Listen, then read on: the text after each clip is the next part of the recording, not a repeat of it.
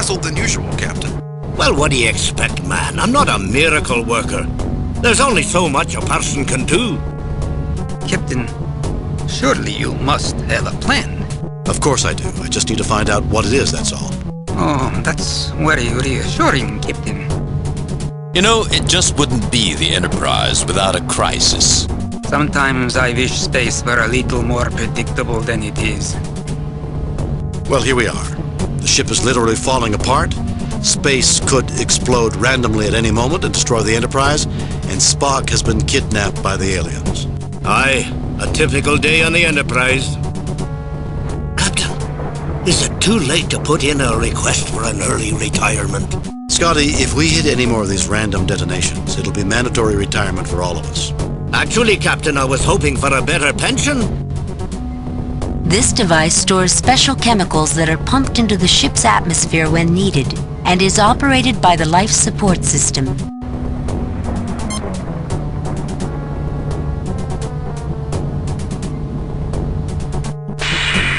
I wish Dr. McCoy had given me the specs on that gas injection system. It looks like a rather clumsy fit. I'll do it, Scotty. You'd think that Dr. McCoy would have some respect for engineering. Life support control systems. This monitors and controls the ship's life support.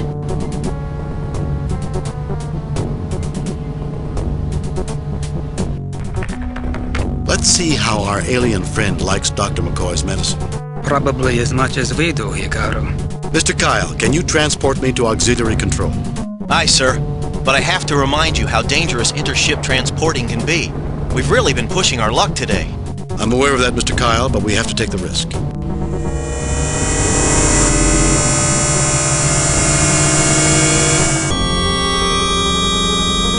Look, something's happening.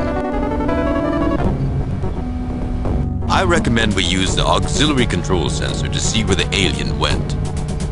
We have to find out where that alien went. It's the only way to save Spock. I was hoping the alien would have been more communicative. Why hijack a ship that's already about to be destroyed, then kidnap a single individual, and then say nothing about why you are aboard? It certainly seemed to have the power to destroy us. Why didn't it just kill us? I don't know, gentlemen, but we'll find the answer soon, I promise. You get no response. You know, this mission has killed any ambitions I might have had about commanding a starship. Everything seems to be working. Library computer, external sensors. Mr. Sulu, see if you can find where the Vurian went. Maybe that will lead us to Spock. Captain, I'm detecting the Vurian. She seems to have vanished through a rift in space. I have the coordinates of her last known location.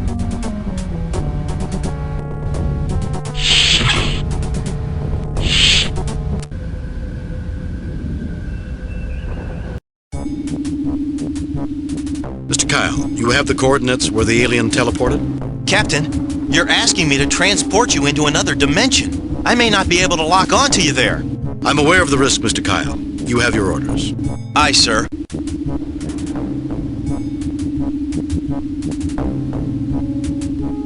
Energize.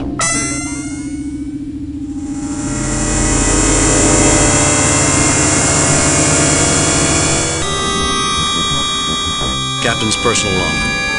I have transported to many strange places in my day, but beaming into an alien dimension is something entirely unique. Only the extreme risk to my ship and my friend Spock would cause me to take such a drastic risk. This doesn't look like a nice place to visit.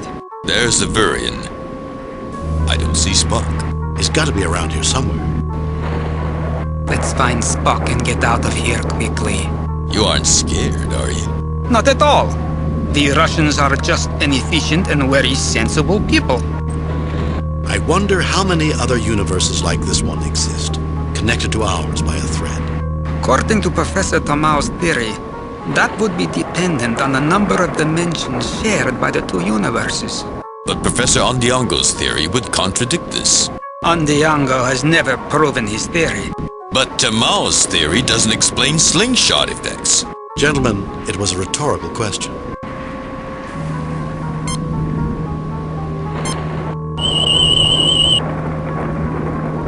The stones are organic, Captain. My tricorder detects intense psionic energy from them.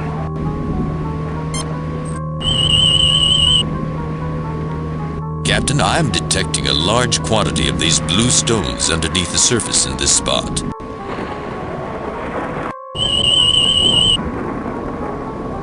Captain, this stone has a cell structure. It must be organic. It also has a wave signature indicative of some sort of psionic abilities. Now this is strange. According to the tricorder, everything around us is organic. But it feels like minerals to me. Tricorders don't lie, Pablo. It could be a deception, Captain.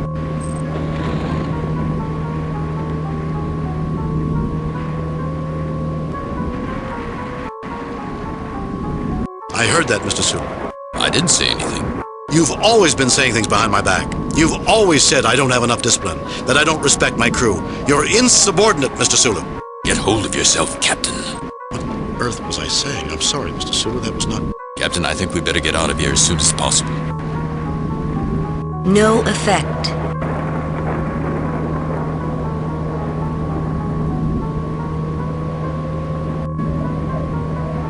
What are we doing here? Why did we come here? Captain?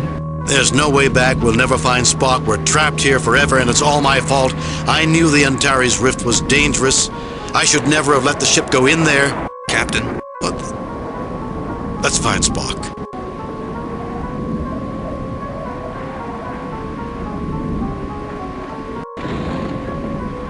Why are you reaching for your phaser, Mr. Sulu?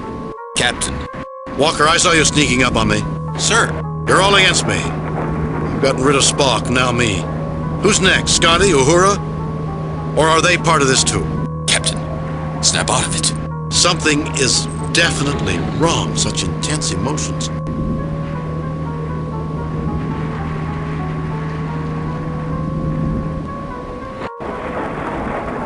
Don't worry, Mr. Walker, I'll protect you. sir? Sulu, Checo. You know, I may never have told you this before, but I care for you all more than I can tell. Sulu, with your dedication, your unwavering sense of responsibility, Captain, are you talking about me? Checo, I've always been impressed by your enthusiasm, all those wonderful Russian jokes, your humanity, Captain? and you, Mr. Walker, with your rugged determination. I'll bet you had more girlfriends than anyone in the history of the Academy. Actually, sir, I'm celibate. What was I just saying?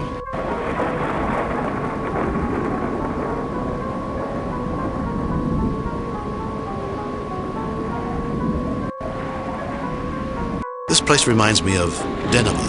I lost my brother there. He was a few years younger than I was, and there were times when he annoyed me.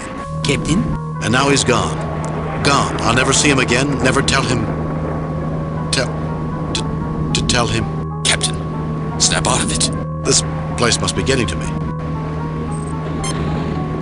That's strange. I just remembered when Captain Garabik died, it was incredibly vivid. I don't know what's in that thing, but keep it away from me. Captain! I'm sorry. For a second, I had an image that you all had died. That's very strange. I just remembered the time I was shot to death in that Melkoshian frontier fantasy. Stop that or I'll... Will you leave me alone? Captain, I'm sorry. Why, you... Oh. I'm sorry, Captain. I can't believe how those stones make me feel. You Cossack! Why was I so angry? No effect. I was just reminded about a summer I spent with a friend. The moment I touched the stone, I remembered an old romance.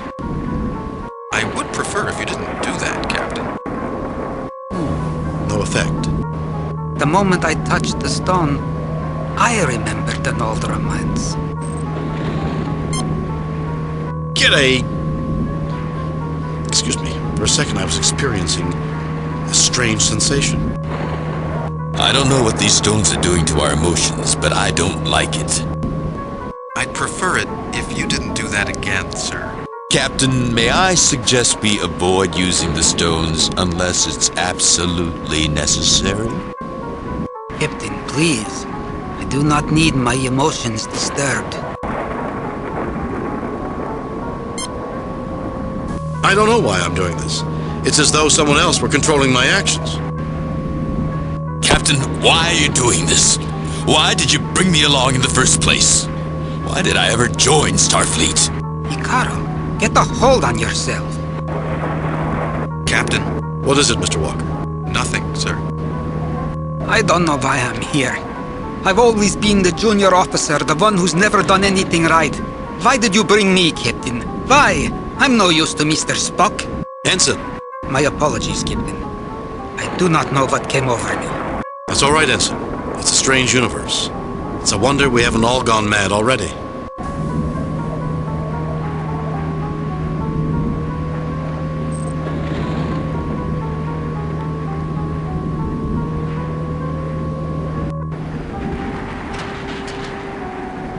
Suggestions on how to get Spock and get out of here. Not a clue. Sorry, Captain. Ditto. A pouch from the Vurian life support capsule.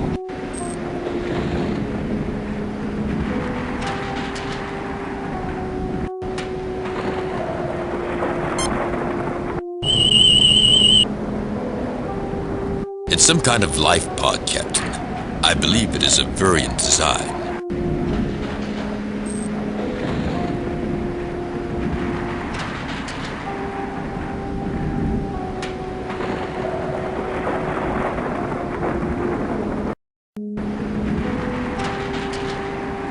Spock, what have they done to you? Fascinating. Emotional intensity of a previously unknown level. Our link with the Savant acts as an amplifier. The more minds in union with him, the greater the level of emotion. And happiness is a powerful emotion. Spock, do you want this? Happiness is a human desire, Captain. I am a Vulcan. I want to be free of emotions. This is the antithesis of my desires. Spock! Captain, There have been incidents where Vulcans who were deliberately exposed to emotions went insane. Fortunately, I do not appear to be in immediate danger. Why is this being done to Spock, Captain? What benefit does someone get from subjecting him to an emotion? We've seen energy forms that feed on hatred. Why shouldn't there be some creatures that feed on happiness? An addict who must have happiness and who relies on others to fulfill an increasing need for more happiness. Captain, wouldn't stunning Mr. Spock break whatever control that he's under? Unless we deal with the creature that's doing this, it would only provide temporary relief.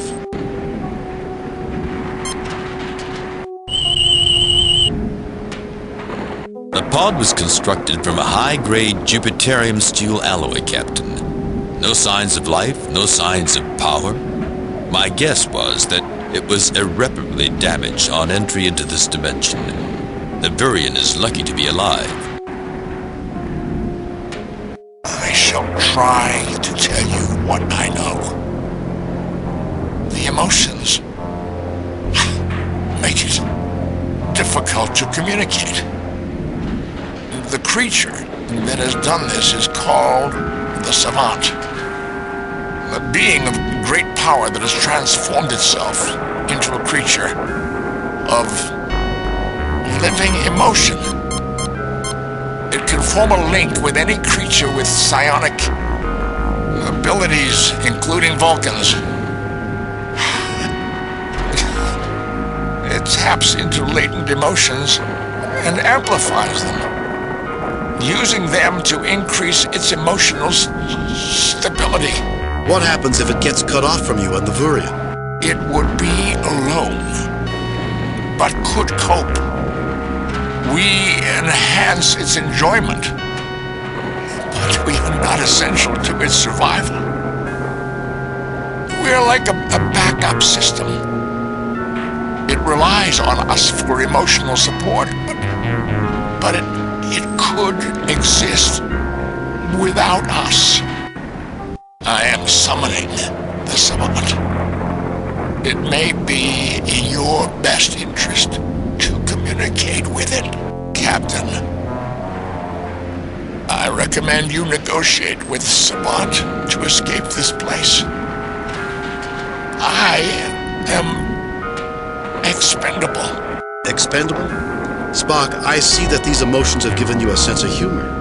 If we can find a weakness, we might be able to take you with us. What can you tell us, Spock? Spock, can you negotiate with the Savant on our behalf? Spock, we found some very strange stones. What are they? Expendable? As usual, your illogic is beyond comprehension, Captain. If I were human, I might find it delightful. Captain, I recommend you negotiate with Savant to escape this place. I am expendable. Expendable? If we can find a weakness, we might be able to take you with us. Its reliance on emotion is its main weakness. It is a creature of intense needs, and despite having millions of years of joy, it still retains a subconscious fear of losing its joy, of experiencing negative emotions. Captain. Expendable? If we... Spock, can you negotiate with the Savant on our... It refuses to deal with issues of logic and free will. It is not a violent creature, but is extremely fixated on its goals, and believes what it does is morally justified. Captain. If we... Spock, we found some very strange stones. This entire pocket dimension is organic and psionic in order to maintain the Savant's life force. Negative emotions that are suppressed might be absorbed in mineral-like pockets beneath the surface of this dimension.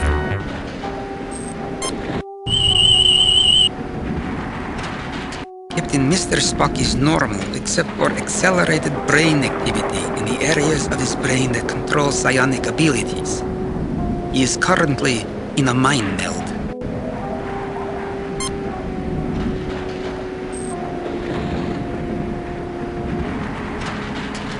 I understand, Mr. Chekhov. It is quite logical. Captain, I have never seen Mr. Spock look so peaceful. Do not wake him up.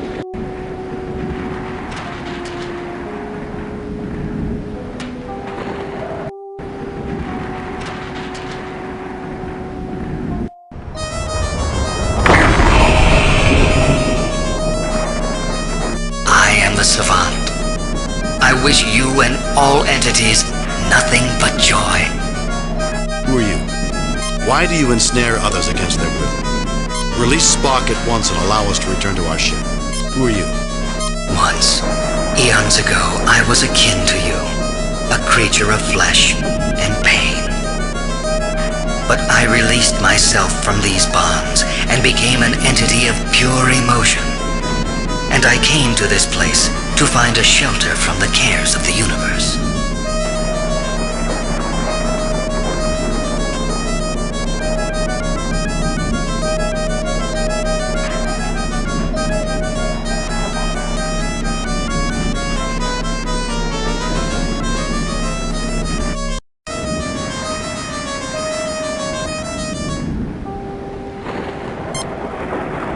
I'll get them, Captain.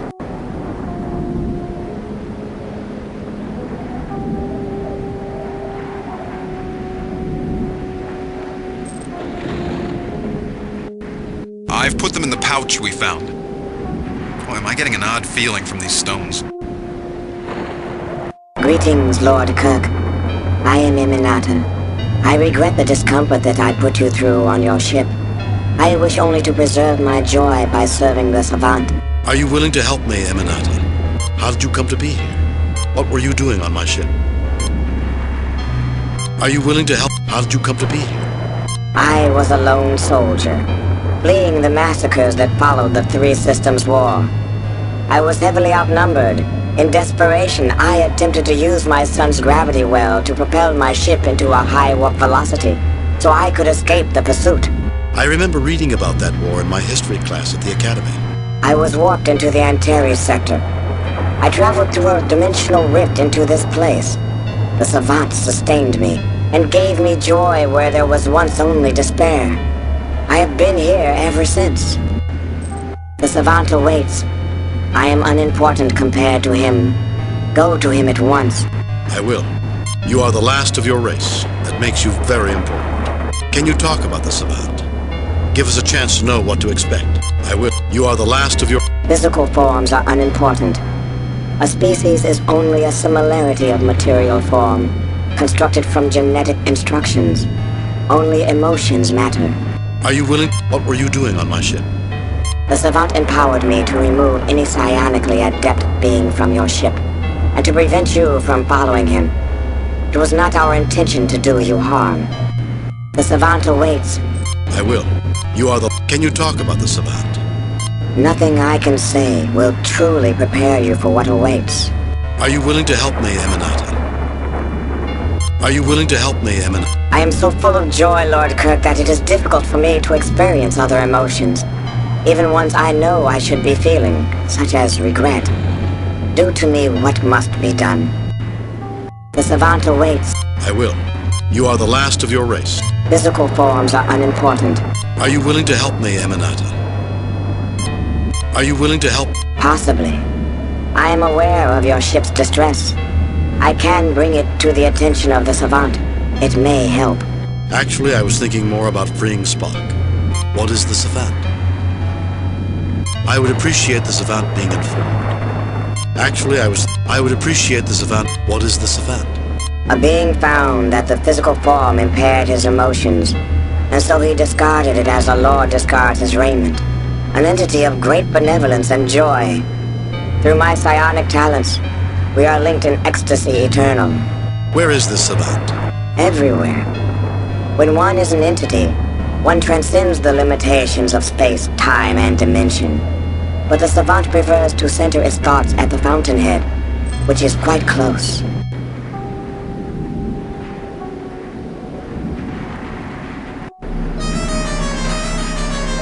Captain, you misunderstand me. It is not my will to bring harm to any creature.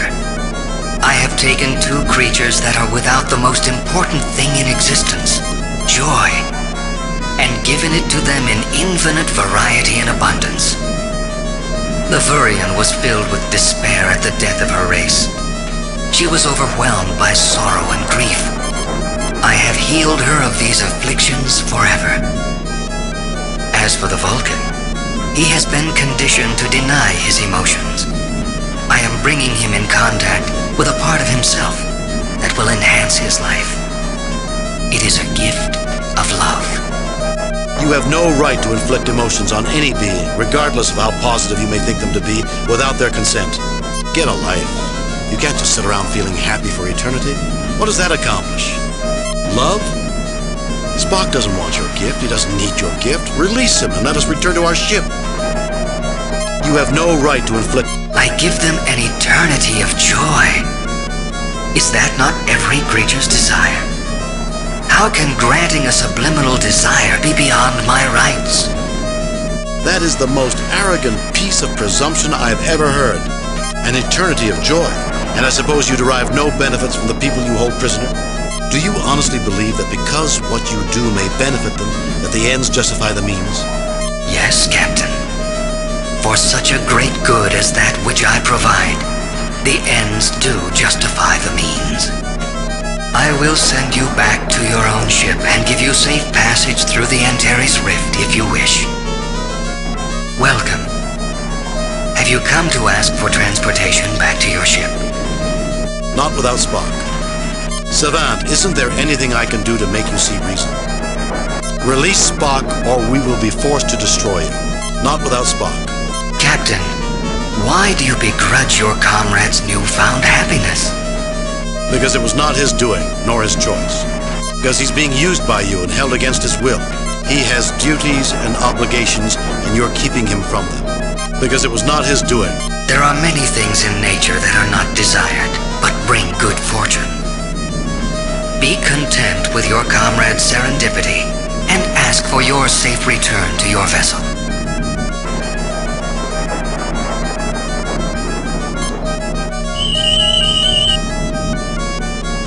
Captain, the readings are incomprehensible. The tricorder has no idea what all these waveforms represent.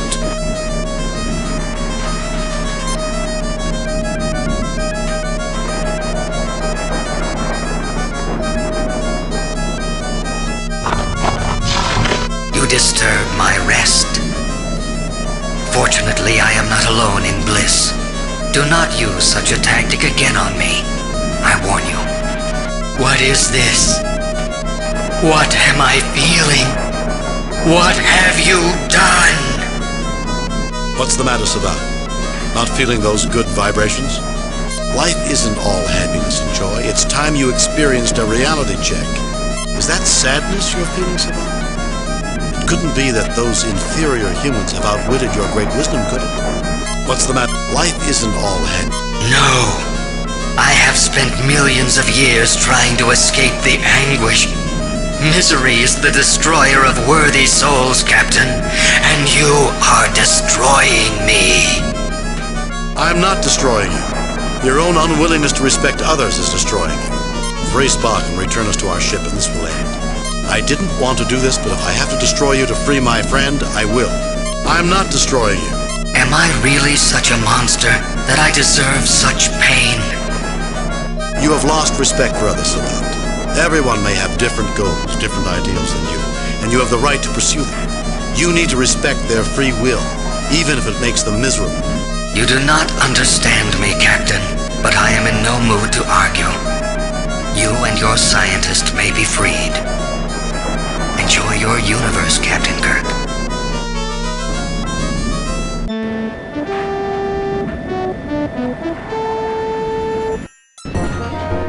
Captain's log, we are out of the Antares Rift and are on our way to Starbase 8, where the Enterprise has extensive repairs scheduled. All crew members, including First Officer Spock, are safely aboard. So, Spock, you mean you had an eternity of pure enjoyment and you gave it up? Affirmative, Doctor. That has to be the most illogical thing I've ever heard. Humans spend their entire lifetime dreaming of an eternity of pleasure. As do animals in the field. Perhaps humans are meant to be better than that. Perhaps we should dream of greatness and not simple gratification.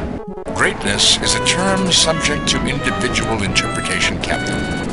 The savant view the pursuit of greatness as useless, because all great deeds and accomplishments are destined to be forgotten in cosmic terms.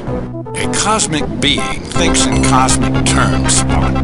But somehow that philosophy overlooks a lot of life's little pleasures. There's just one thing that bothers me about the whole thing. Really, Doctor? Spock finally got to enjoy himself, and I wasn't there to see it. Now that's something worth remembering. Message from Starfleet Command. On screen. I reviewed your report from your recent assignment, Captain, and have a few comments. The top brass at Starfleet are impressed with the results of your recent performance. Outstanding work, Jim. Keep up the good work. Kane out.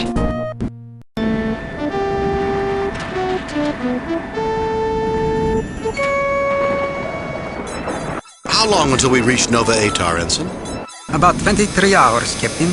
22 hours, 53 minutes, and 17 seconds, to be precise. Spock, there's no need to be precise. We're going on shore leave. Rest, relaxation, no calls from Starfleet.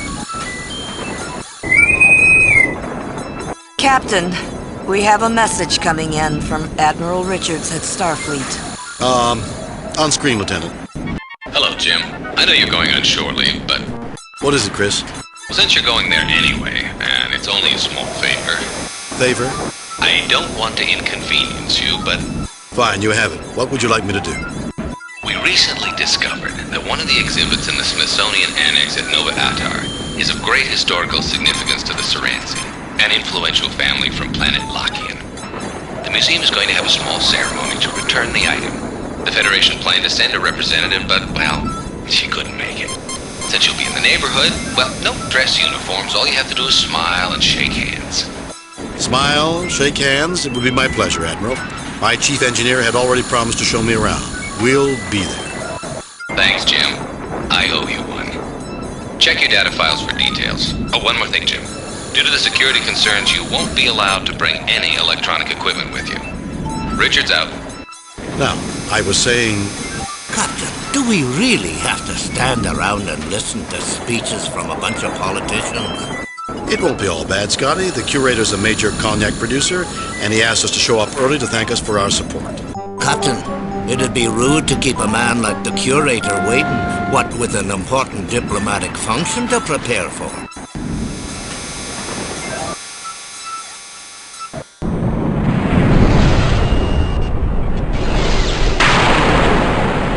We've arrived at Nova Atar, Captain. Bring us into standard orbit, Mr. Sulu. Aye, Captain.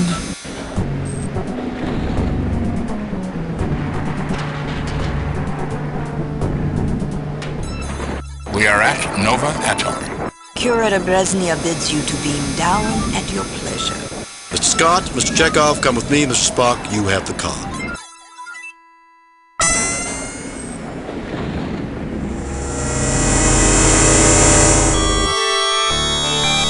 Captain Kirk, good to meet you. I am Boris Brezhnev, curator of the museum. Everyone is buzzing about visitors from the Enterprise. A real feather in my cap. The pleasure is ours, sir. This is my chief engineer, Mr. Scott, and Ensign Chekhov, our navigator. Most pleased to meet you both. Chekhov, a fine name.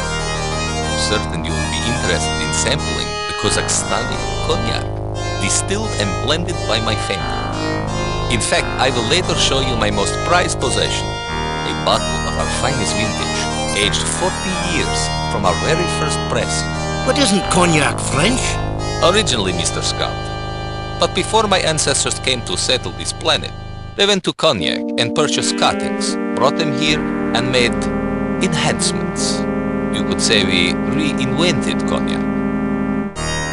I do not wish to be rude, but you gentlemen are a bit early, and I must see to making certain the cleaning crews are finished working. Please, feel free to look about a bit. I will page you later, and maybe you will join me in a small toast before the ceremonies. Yes? It would be our pleasure, curator.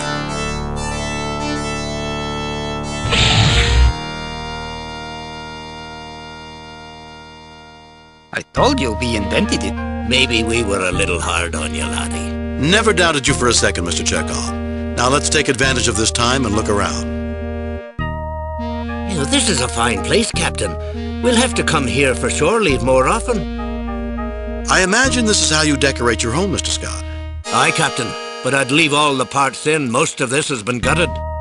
Maybe they'll display a piece of the Enterprise here someday, Captain.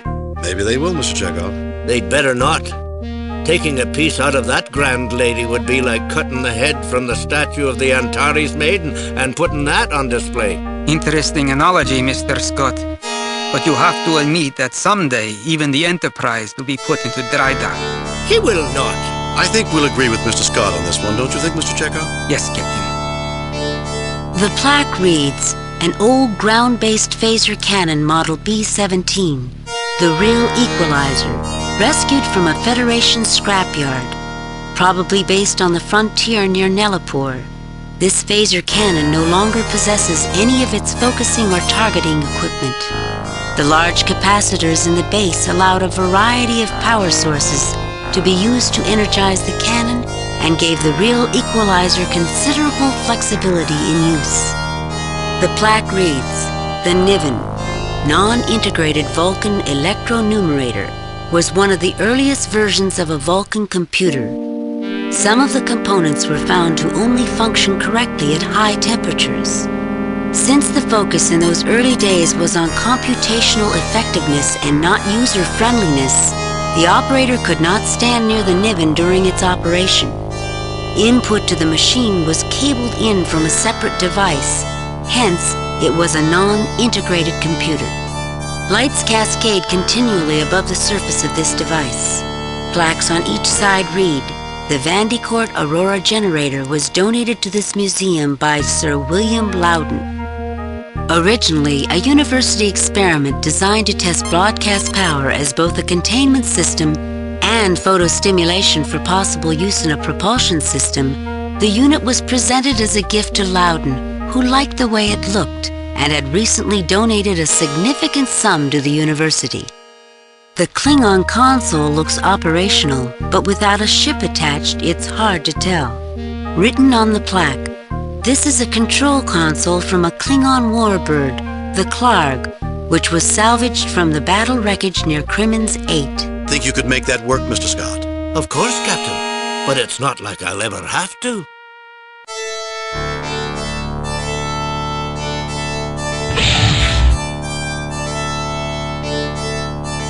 Not that I'm ever planning to leave the Enterprise, but a man could do worse than spend his retirement here. A lot worse. I don't know, Scotty. I don't think I can really imagine you wanting to spend your days tinkering with antiques. Perhaps you're right, but these things do have their charm. There are some impressive items in this museum. Aye, they went to a lot of trouble to find some of these beauties. I hope the ceremony doesn't last too long. I'm starting to get hungry. I'm sure it won't be much longer, Mr. Chekhov. The plaque on the old machine reads, "An early experimental transporter. The Murnane 8 was from a time before transporters were safe for travel by living beings. Constructed to be a frequently modified testbed, the Murnane 8 had only a small loading bay. The destination controls were also still in testing, making the use of this transporter as much art as science." An old communications panel. On the plaque, this communication station was removed off the old freighter, Big Bear Running, when that ship was retired from its customary Benchley to Sawcare run. Outdated by today's standards, this system was known for its powerful transmitter and ease of repair. As a side note, the shell of the Big Bear Running was used as a testing target for present models of photon torpedoes. The plaque reads, "One of the most widely used and most stable designs ever. The Umber Hubble Mark 84 has been used in far more ships than any other model." Captain Kirk, I trained on one of these. It's solid as a rock and twice as dependable. Remind me after the ceremony. I'll talk to the curator about letting you look this one over. Thank you, Captain. I'd dearly love to put it through its paces. This EVA suit was worn by Ivan Petrovsky, a late 21st century Terran astronaut, during the famous Commonwealth mission. Petrovsky used this suit to dock with the damaged spacecraft SS Commonwealth and saved the vessel from certain destruction in orbit around Mars. Petrovsky? Isn't that a Russian name? I don't think so, Mr. Chekhov. I sincerely doubt it, laddie. Really? I would have sworn it was Russian.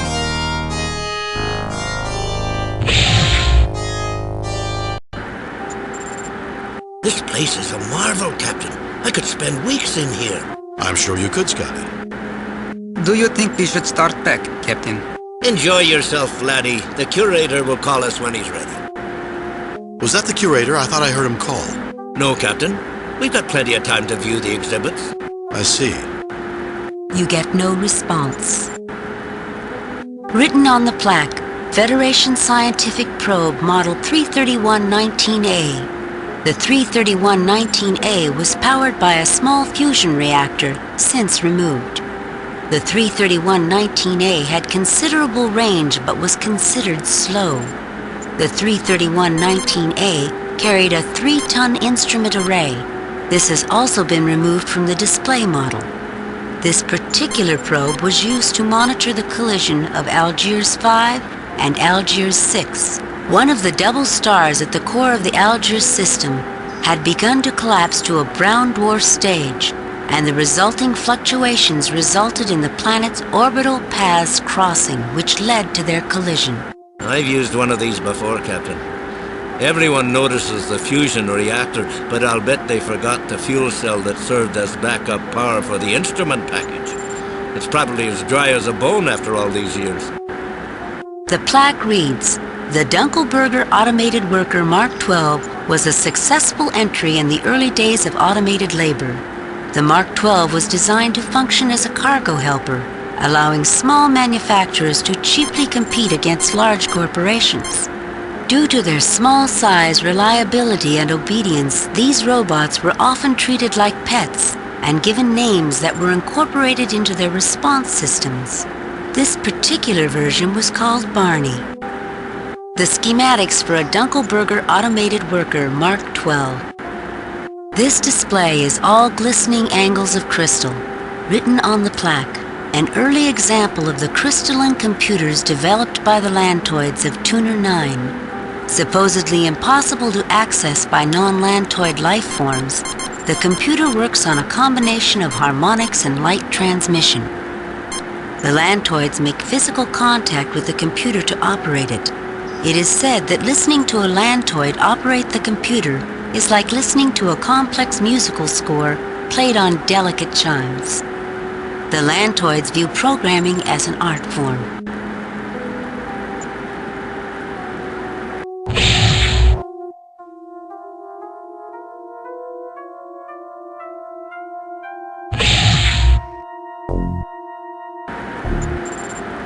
I bet I could make that wee probe function given a little time, Captain. I suspect the Soransi wants it just the way it is. But if the opportunity comes up, we can ask if they want you to repair it. That probe looks like it's seen better days. This diplomatic stuff is quite dull, Captain. Is it always like this? Unfortunately, Mr. Chekhov, yes. I think I'll stick to starships, Captain. You do that, Ensign. A very old space probe rests on a pedestal in the roped-off area. It shows considerable wear. The plaque reads, "An ancient probe recently discovered near the Nova Atar system. Early studies indicate that the probe originated from the Lachian system. Interestingly, the technology involved in the probe's creation surpasses the current technology of the originating planet. This case contains an astronomical model of the Lachian system. This case contains a model of an ancient Lachian temple in honor of the guests."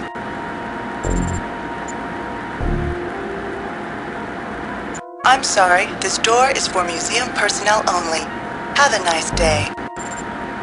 Captain Kirk and party, please report to the curator's office, please. Captain Kirk and party, please report to the curator's office. I hope you enjoyed your tour, gentlemen. Please join me. Would you mind if the first toast with the Kazakhstanian was to the Enterprise? Curator, why isn't that Brezhnev cognac? For heaven's sakes, Chekhov, don't interrupt a man on the verge of toasting the best ship in the fleet with the finest cognac on this side of the galaxy. My apologies.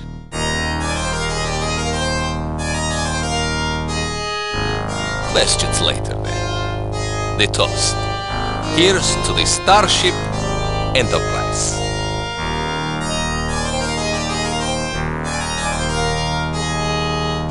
What could this be? A conspiracy, if you ask me, Captain. Let me pull this up on screen.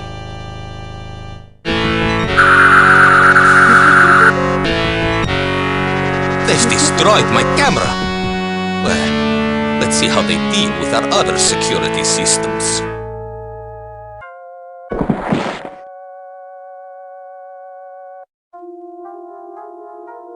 I wish Bones were here. He's out, but I can't tell you how bad it is. Look around, gentlemen. Let's see if we can find something to solve this little mystery. I do not know what we should do next, Captain. Maybe I can wring some information out of that security panel.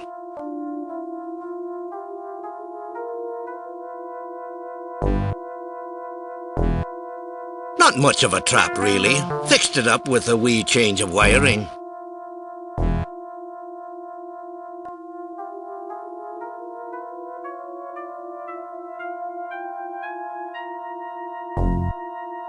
I've checked the system, Captain. Whoever sabotaged it did a fine job. All of the modules of the security system were cut off from each other when the curator tried to trigger the defenses. And I do not think I can repair from here. I wish we had more information. We don't know who they are, what they want, or how long we have to stop them.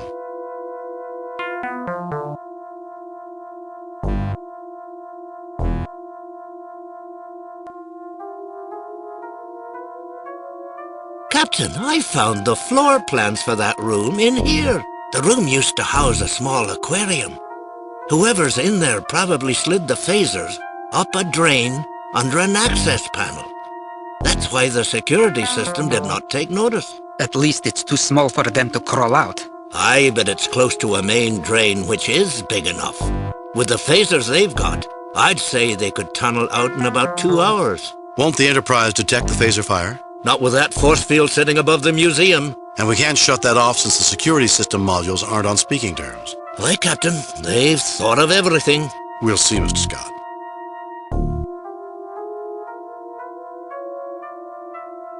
We learned as children playing chess, it's never a good idea to randomly move your knight about. I feel rather bad about this, Captain. I do too, Scotty, but it's always surprising what you need in an emergency. The decanter is nearly full. This is a very expensive silver tray. The large lance shows somewhere. The note on the paper reads, Bresnia, VVSOP 2123. Security lockdown in effect.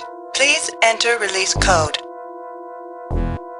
Security lock deactivated.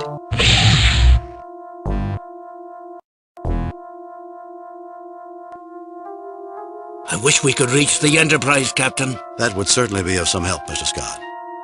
We're still 2 rooms away from our problem. Let's get closer and see what we can find out. Who would do such a thing as this, Captain? We don't know until we find them, Mr. Chekhov.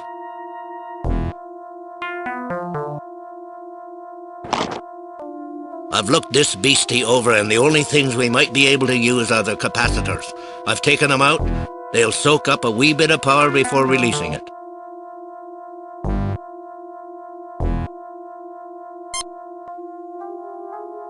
The capacitor should charge very quickly. The capacitor should charge very quickly. Security lockdown is in effect. Please enter access code. Authorization code correct. Warning: malfunction in security authorization. Access denied. It appears that the terrorists do not want any visitors. Captain, when you were in school, did you ever make a tennis ball cannon? Of course, Mr. Scott. It's a dormitory tradition. Empty cans, tape, and a little propellant. If I remember my formula... But what's that got to do with our situation? I was standing here looking at the cannon and thought maybe we could use the same idea to get through that wee door. We're going to knock down the door with a tennis ball? I'm sure Scotty had something else in mind. You didn't you, Mr. Scott? Aye, Captain. In an engineering dorm, that's for freshmen only. As you move along, you get into bigger and better versions. We'll use a big tennis ball? No, laddie. I was thinking, since we cannot fix the phaser here, maybe we could build some sort of mass driver. The capacitors on the cannon can discharge a lot of power in a short burst. Oh, I remember. Using magnetic fields to propel an object faster and faster. Don't say it, laddie. You didn't invent them. Of course not. I was going to say we will need an iron tennis ball.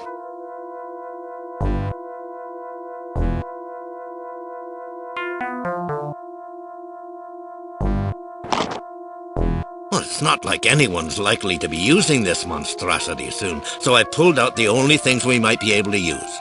It's not much, only some heat-resistant wiring and a cable.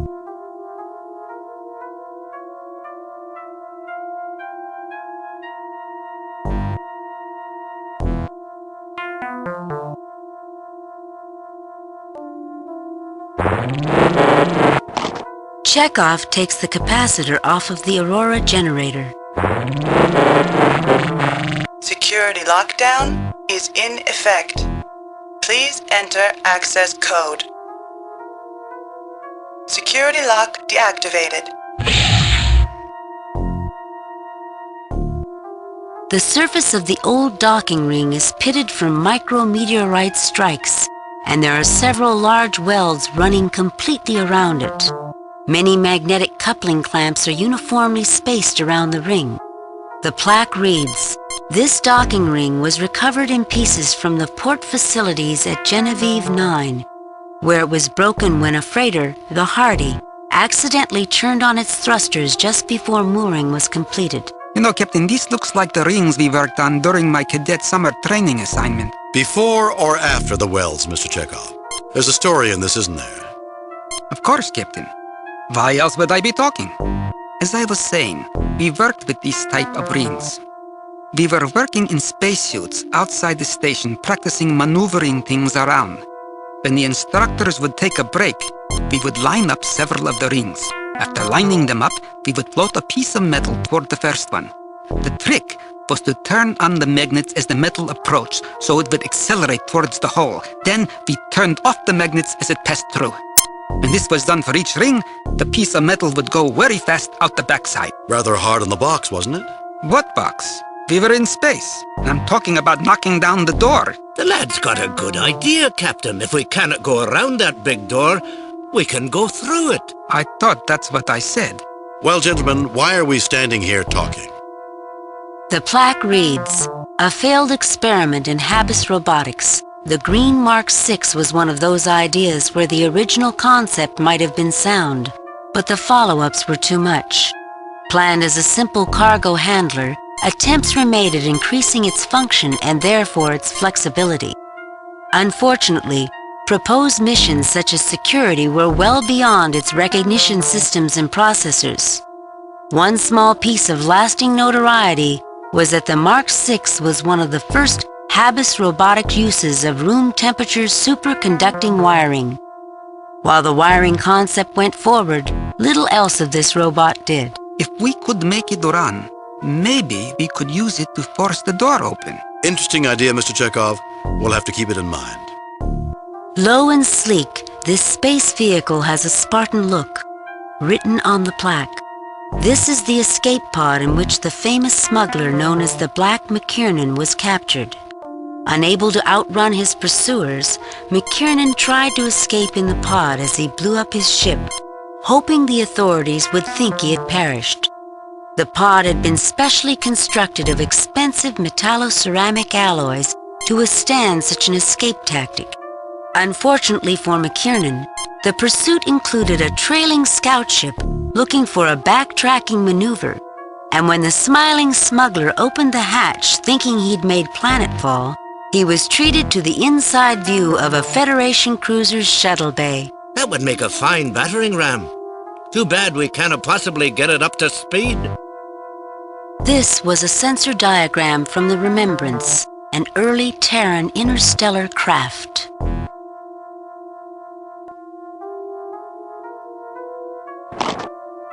You can generate a strong field with these, Captain. I've seen them control large ships for docking with these.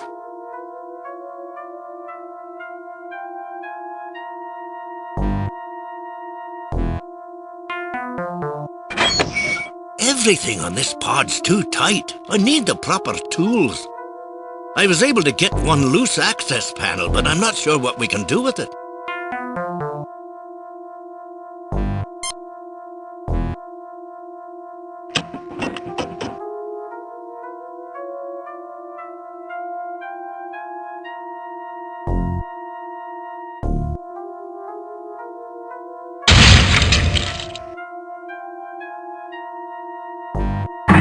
That has to be one of the most useless robots I've ever seen.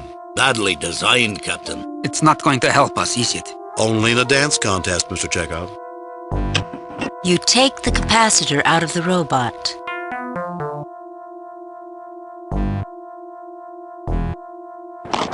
There's no way anyone could fix this piece of junk, no matter how much time was available. But I did get some wires that may be helpful.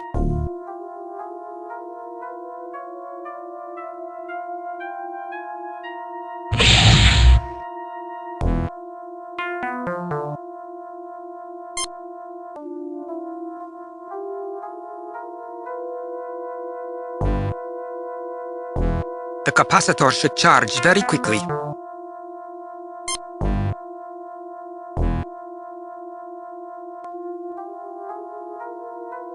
We'll still have to wire them up, Captain. That's going to be the real job.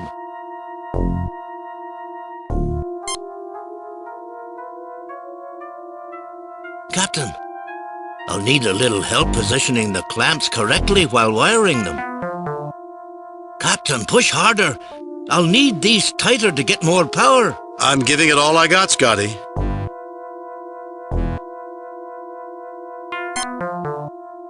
We are hooked up here, Captain.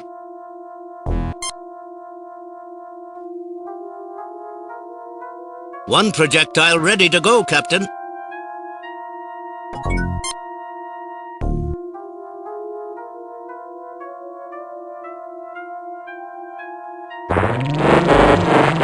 Thank you, Captain. This should be fun.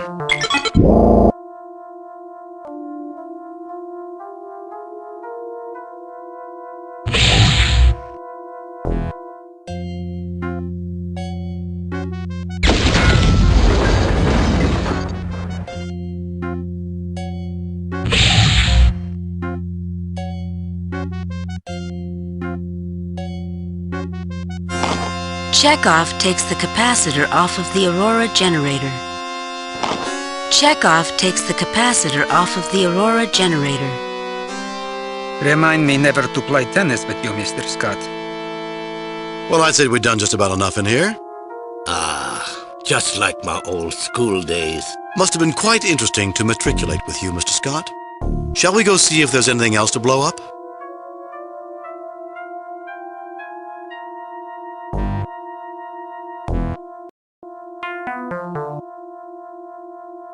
The engineering panel. Look what we've done. The spacesuit. We made a bit of a mess here, didn't we? We had no choice. Remember, who's really at fault here? That we will, Captain. Although badly scuffed, when it was blasted free of the sealing, the gas canister and nozzle look functional. The curator mentioned these were in each room. We could open the door and spray it on the terrorists. If it's fast enough to stop them from using their phasers, it'll stop us too. And they'd get a warning if the door started to open. Time enough to put the hostages in jeopardy.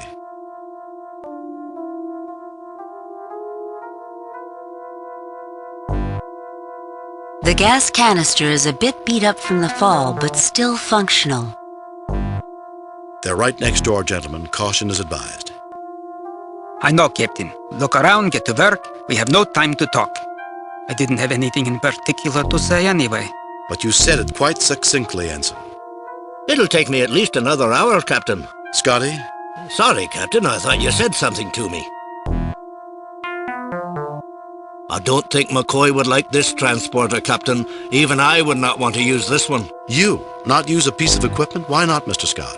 This little beastie put out a wee bit of energy discharge during transport. You've heard of the Heisenberg uncertainty principle. Of course, Mr. Scott. Well, this is the Mulligan certainty field, guaranteed to do bad things to you even Dr. McCoy cannot fix. You can block the radiation, but she's not something I'd want to play with unless I absolutely had to. You'd have to repair the wires anyway. And the power unit's been pulled out too.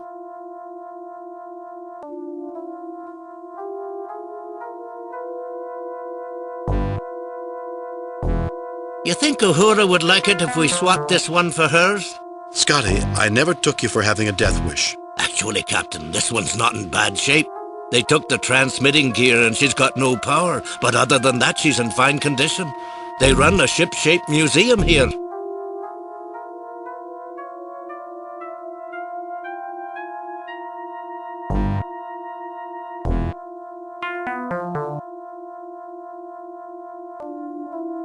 Security lockdown is in effect. Please enter access code.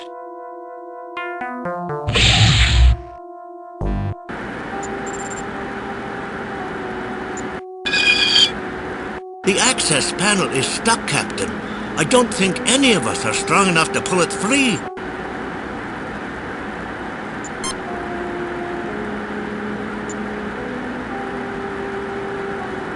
There's only a wee bit of juice in this capacitor, but I think it'll be enough to power up the robot. It's a tight squeeze, Captain. I don't think we'd be able to get it back out once it's in. Should I go ahead and do it? We could use the help, Mr. Scott. Energize the robot. Not yet, Mr. Scott. We may need that power elsewhere. We could use the help, Mr.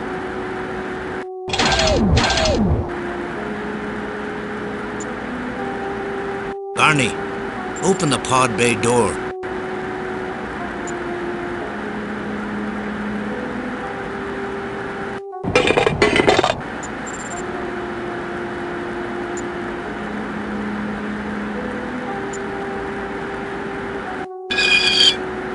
I knew it.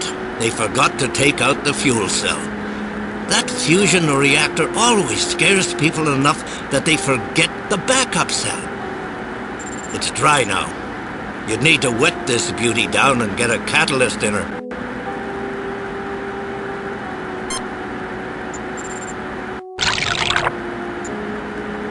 I hate to see a sweet liquid used for something other than tasting, but at least it'll work a fair bit in here.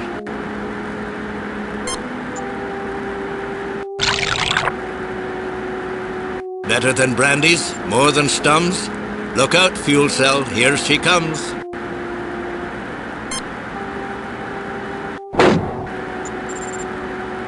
It's a good thing to build in so much flexibility.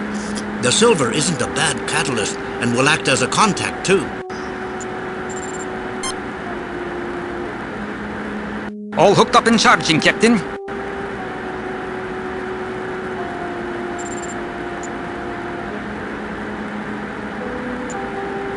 I don't know how this works, but looking at it reminds me of the time when I was a boy working on my first electronics project. I built one of those old crystal radios. Maybe this computer somehow projects its answers into your mind. It may be just looking at the crystals made you remember that, Captain. It's possible. Are you now practicing psychology, Mr. Scott? Oh no, Captain. I'm just a simple country engineer.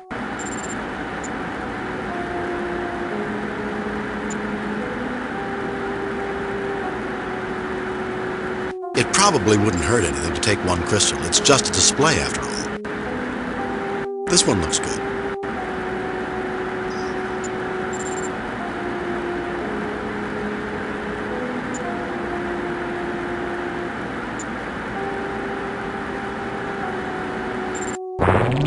Captain, we should unhook the capacitor before we go and take the tray. All ready to go, Captain. You remove the silver tray.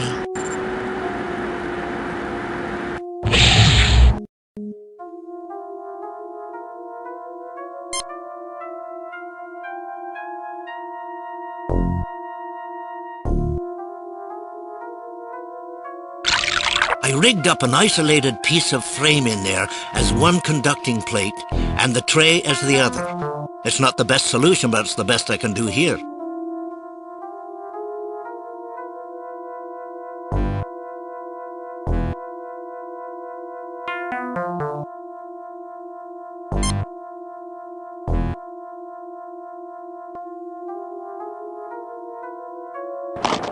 It's been a while, but I think that will work. We need more power, Mr. Scott. Captain, we're not on the Enterprise. It's not like I can tweak the antimatter here.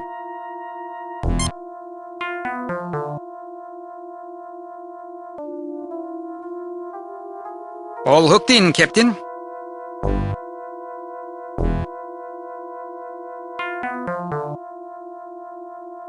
Well, let's see how well this works. Kirk to Enterprise. Kirk to Enterprise. Enterprise, come in. Who is this? This is Captain James T. Kirk of the Starship Enterprise. Who are you? Whoever you are, call for help. There are terrorists in the museum. This is Captain Kirk of the Starship Enterprise. I'm in the Smithsonian Museum, where hostages are being held. How interesting. I'm in the Smithsonian Museum holding hostages. Who am I talking to? You should give up immediately. You have no chance. I'm holding a Corbomite device. Why don't you and I discuss this? Who am I talking to? My name is Lucas. I'm a member of the Lockean family, Onakan. I've never heard of the Onakan family. It's no surprise you haven't heard of us, even though we're one of the largest and oldest families on Lockean. Just shows how much the Federation believes the lies the Saransi pass along. The Saransi are your enemies? I find it unlikely the Federation will take sides. Of course the Federation backs the Saransi. You don't see them taking hostages and setting traps for museum curators, do you?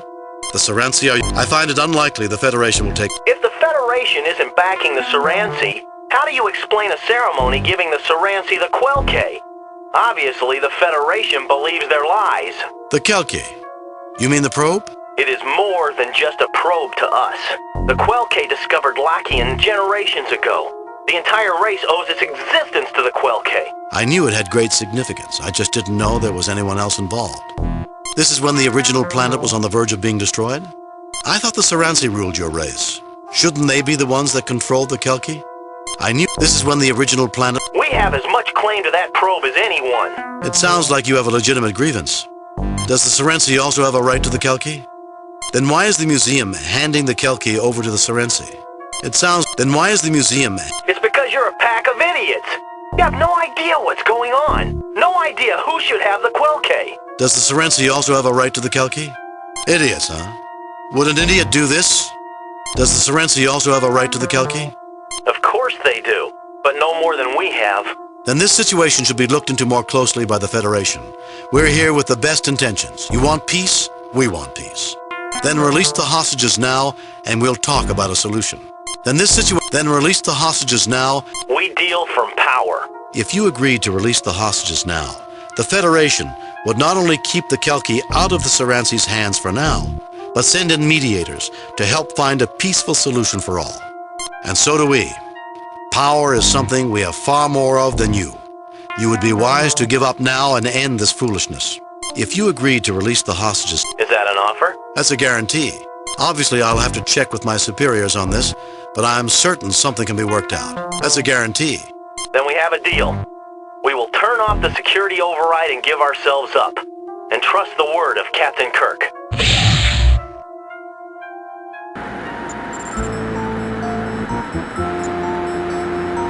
Mr. Chekhov, have Dr. McCoy beam down to make sure the curator and guards are all right. Mr. Scott, lower the museum's shields and have a security team beamed aboard. Captain's log supplement. The terrorists had already turned off the security override. After putting the 3 Onakans in custody, it was decided that the probe would not be returned to the Saransi. Federation mediators will visit Lakian to assist in the negotiations on the fate of this artifact. The fact that they gave up voluntarily when they could have possibly escaped and injured no one certainly made points for the Onakan's claim. Curator Brezhnev was treated by Dr. McCoy and is in good health. Commendations are in order for Scott and Chekhov for meritorious service. Lieutenant Uhura, send a message to Admiral Richards. Tell him he owes me more than he thinks he does. Aye, sir. I have a feeling he's not going to be surprised. I'm afraid I'm going to remember this mission with a great deal of sadness, Captain. Why is that, Mr. Scott? It was such a fine cognac, Captain. It was just waiting for us, and now it's gone forever. Such a waste. You always remember the one that got away. Sure, Scott. Captain, message incoming from Starfleet. I see they got our report. On screen.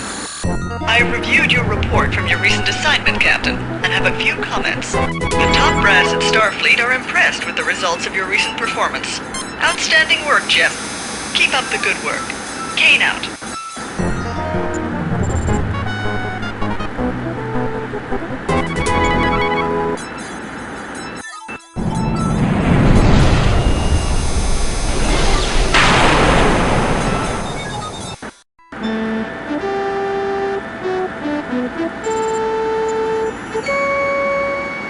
Captain's log, stardate 6169.3.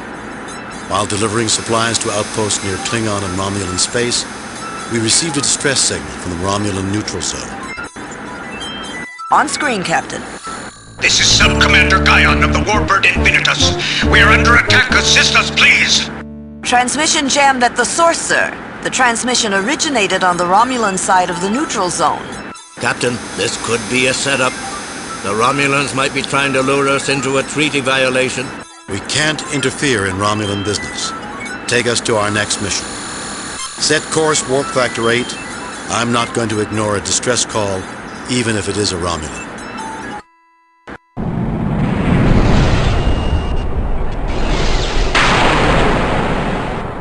Captain's log supplemental. In answer to a distress signal, we are crossing the Romulan neutral zone in violation of treaty. We are approaching the source of the distress signal.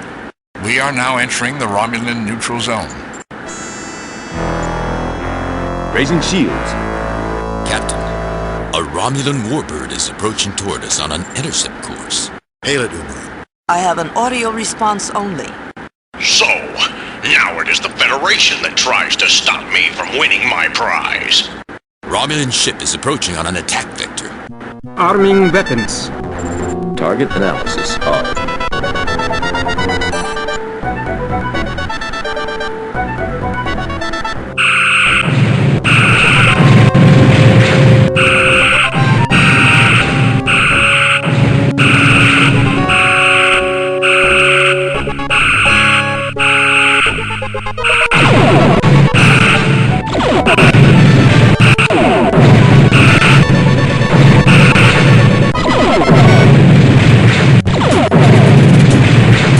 Disarming weapons.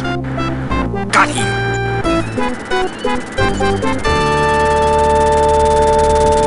Captain, 4 Romulan warbirds are on an intercept course.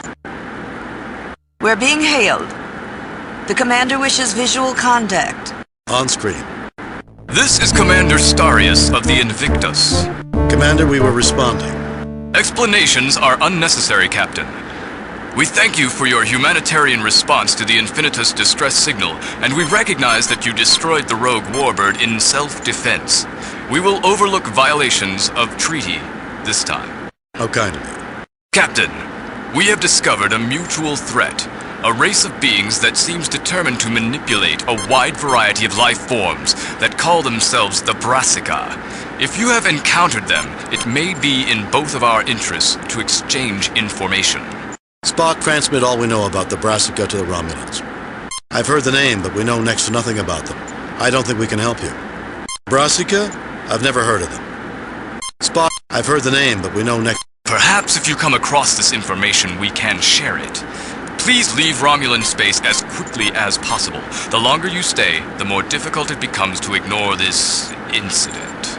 Understood, Helmsman. Set course for Federation space.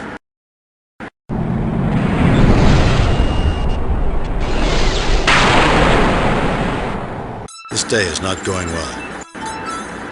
Captain, we have an emergency message from Starfleet. Code 1. That's a planetary catastrophe. On screen. Captain, a very large alien ship is about to land on the planet Atibus in the Klingon neutral zone. The aliens stated that they intend to land in the midst of the capital city. Then the ship cut communications with us. Since then, all attempts to contact the alien craft have failed. You are the closest starship to Atibus. We want you to evaluate the situation and safeguard the colonists. We need you to make contact with the aliens. Atibus is located in the Klingon neutral zone. The Federation won the colonization rights for that planet as per the Organian Peace Treaty. Both Federation and Klingon ships are allowed there. Lowering shields, Captain.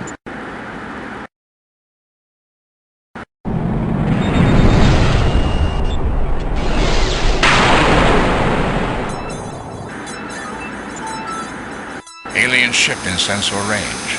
I detect one Klingon battlecruiser on a parallel course. The Klingon commander is hailing us. On screen. Greetings, Enterprise. Welcome to Atibus. I am Captain Kla. What are you doing here? And I am Captain Kirk. Greetings yourself. I take it that this is not your vessel. What are you... And I am Captain Kirk.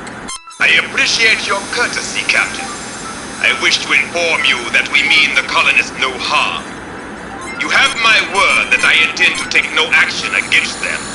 As you know, this is neutral space. I have as much right to be here as you. If you do not question this right, I believe that we are capable of bridging any misunderstandings that might arise in this delicate situation. I have always admired the Federation's diplomatic abilities. I believe we both have more important matters on our minds. Until later, Captain. Well, it never rains, but pours. Mr. Sulu, take us into a parallel course with the alien ship.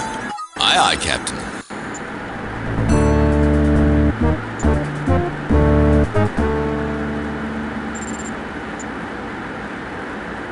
Sensors appear to be experiencing malfunctions. Fascinating. Some anomalous readings are reoccurring. That would indicate that the ship itself is changing in unexpected ways. I have no explanation for the phenomenon. I have found at least one area that is suitable for transport. No response from the alien ship, sir. Perhaps their communication system is malfunctioning? The Klingons regret that they are too busy to resume communications at this time. We're beaming aboard the alien vessel. Have Dr. McCoy meet us in the transporter room. Spock, come with me. Lieutenant Uhura, if its communication system is malfunctioning, then we'll need you. Yes, Captain. Mr. Scott, you have the con.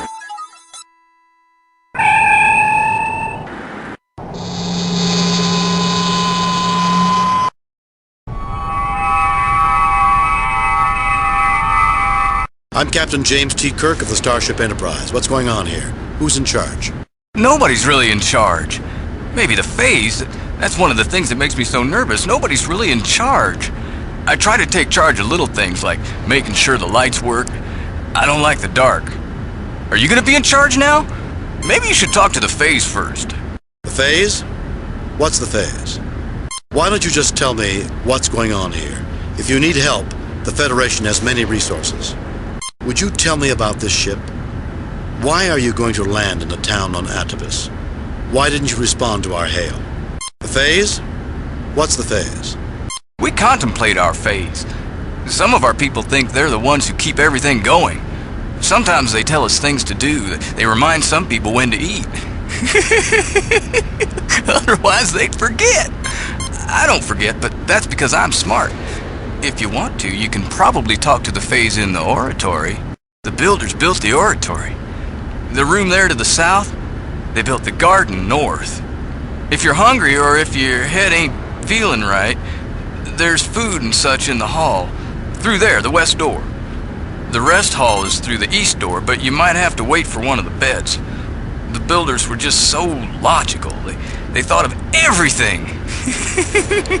You can go anywhere. You know, Jim, I don't think there's much more he can tell us. I can take a tricorder reading on him if you think it's appropriate. I'm Captain James T. Kirk of the Starship Enterprise. What's going on? Nobody's really in charge. Maybe the phase. The phase? What's the... Why don't you just tell me what's going on here? If you need help, the Federation has many resources. We've been doing fine for 1,000 generations, Captain, maybe more. We're happy here, just waiting for the ship to return to the builders. that's the promised time when we come home. We don't need any help. Who are the builders? Let's get back to the main subject. Maybe you can tell me about your people. You know, these other folks can be a little peculiar. You know, a few bricks shy of a load. Not all of us are, but the ones who are really make me nervous. Can't ever be sure how they're going to act. That's why I stay in a room like this most of the time. I'm safe here. You know, Jim, I don't think there's much more he can tell us. I can take a tricorder reading on him if you think it's appropriate. I'm Captain James T. Kirk. Nobody's really in charge. Faye, would you tell me about this ship? Why are you going to land in a town on Atavus? Why didn't you respond to our hail? We're going to land? Has the promised time come? I have to think about this. Please don't bother me anymore.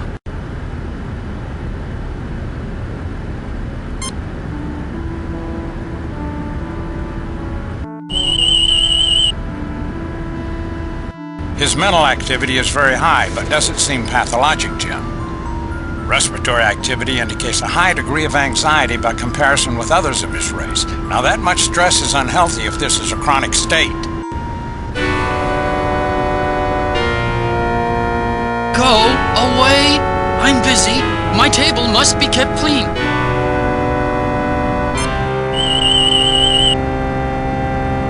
Slightly undernourished, sluggish pulmonary and circulatory conditioning. Doesn't get nearly enough exercise, I'd say. Brainwave activity uneven. I'd need a battery of tests to be sure. This is a complete new race after all, but he may be suffering from some blood chemistry imbalances likely to be affecting his mind.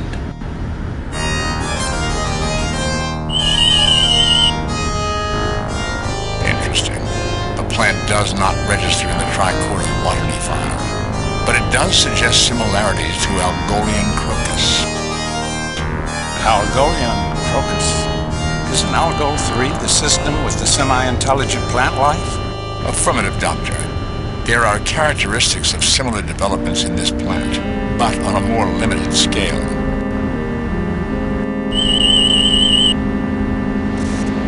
Interesting. The plant does not register in the Tricorder's botany file, but it does suggest similarities to a Shasthar tree on the planet Beta 3. It's beautiful, Mr. Spock.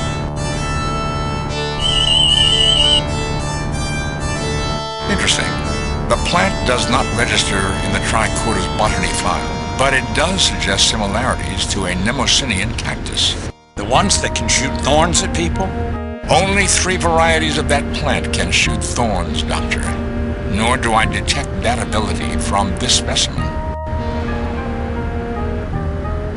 Captain, individuals on this ship appear to be suffering, perhaps from certain mental disorders. Were I to examine them, I might be able to determine something more. Captain, this place gives me the willies. I feel like I'm on a yellow alert without knowing why. I find the situation in this room disturbingly irrational at first impression, Captain. I suggest we endeavor to understand what we see around us in order to make a sensible analysis. We have to find a way to help these people.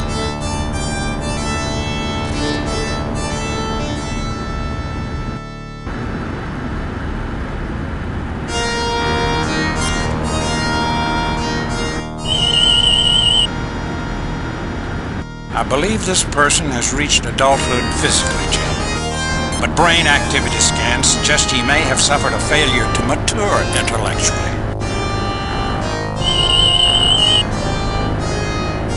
Remember, this is a new race, Captain. While these people are clearly humanoid, I may not have all the answers. This individual is a bit elderly, but not in too bad shape when you take that into account. He seems to be suffering some brain lesions that might be genetically linked. Nerve degeneration in the lower back.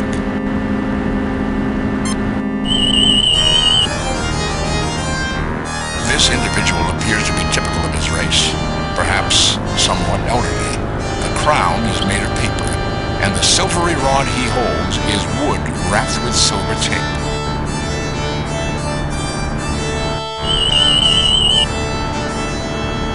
The blocks are an unusual organic substance high in compounds of phosphorus, nitrogen, ammonia, and calcium. In this form, the chemicals are inert and make a practical non-toxic toy. I'm Captain James T. Kirk of the Starship Enterprise. Who are you? Jakesy. What can you tell me about this place, Jakesy? Can I play with the blocks, Jakesy? Can you smile for me, Jakesy? Is there something you want, Jakesy? What can you tell me about this place, Jakesy? Can I play with the blocks, Jakesy? The sweet-faced adult shakes his head no. Methinks you peasants should know your place, and speak only when royalty speaks first to you. Captain, the man in that throne-like chair seems to be staring at me. Perhaps I should try to talk to him.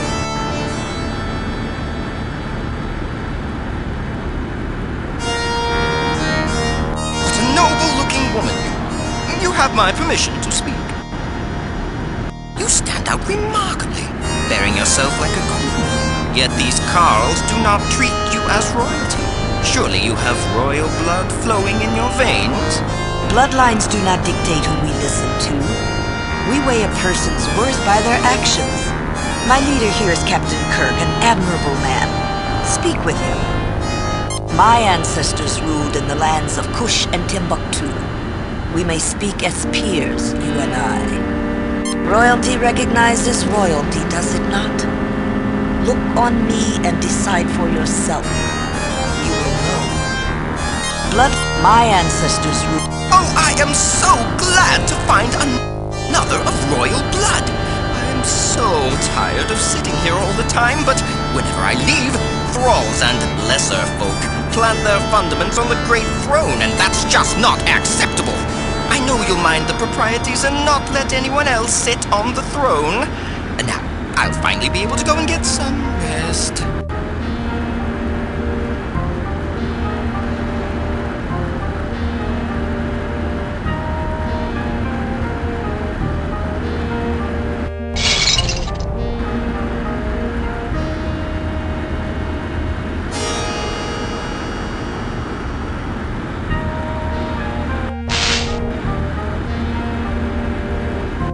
managed to untwist a length of wire and a light bar.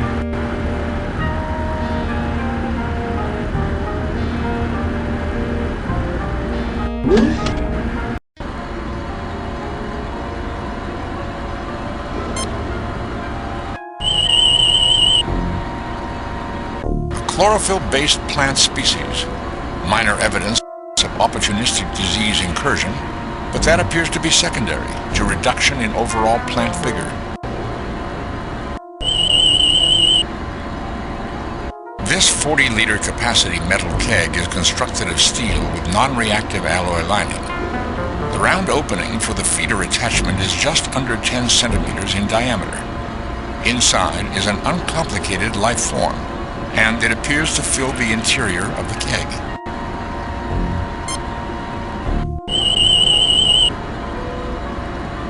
A little recalibration. Not like these are people, after all. These plants are dying, Jim, no doubt about it. Basically, they're starving to death for lack of active organic compounds. Fertilizer, basically. I'd say most important, a certain soluble phosphorus, nitrogen, ammonia, and calcium compounds. The tricorder informs me that the Klingon boarding crew has just beamed into the adjacent room, Captain. You are Kirk. I am Clark, Captain of the Paul-Ya. This is my aide. These Klingons are so innovative in their introductions. Shh! I'm Captain James T. Kirk, commanding the USS Enterprise. These are my crew, Science Officer Spock, Lieutenant Uhura, and Dr. McCoy. What can I do for you, Captain Clark? You can avoid interfering with me or my man as we look around the ship, the same as you. And with the same air of mutual goodwill, we will avoid interfering with your activities. Unless we have cause to think your actions in some way threaten us or the Empire we represent. We do not threaten the Klingon Empire, Captain Clark, nor its legitimate representatives.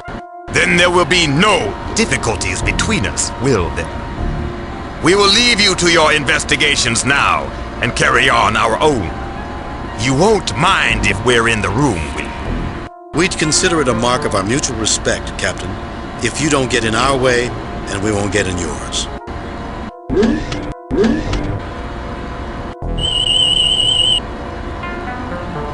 That keg is steel and alloy, but inside is something unusual.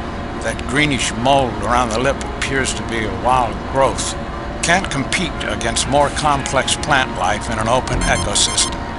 But in isolation with a nutrient-rich broth, which I take it the keg contains, it does very well indeed. Of course, it seems to have completely blocked the feeder tube, which probably accounts for why the plant's struggling to survive in this hydrobed. The feeder hose comes free and a mechanism pulls it out of the way. But a terrible stench rises out of the container, smelling like many things died in there long ago.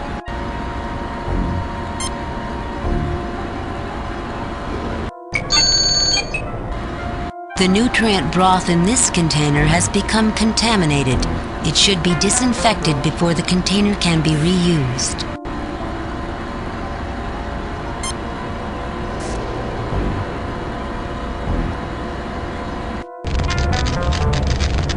The container heats up rapidly and foul-smelling smoke pours out of the small opening on the top.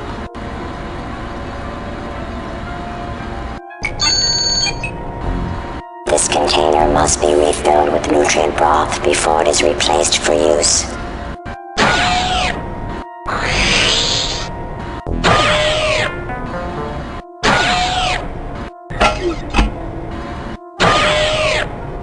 Two feeder hoses roll out on wired mechanisms and insert into the container. From one flows a clear liquid nearly filling the container. The other hose just makes burping noises.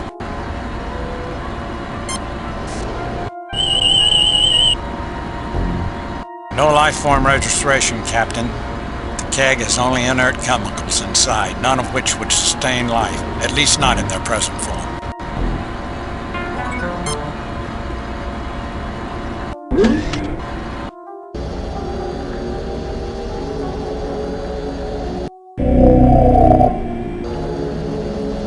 Captain, we have just been thoroughly and efficiently scanned. Please identify yourselves. You haven't been in to see me before, have you? I'm Captain James T. Kirk, commanding the USS Enterprise. These others are my crew.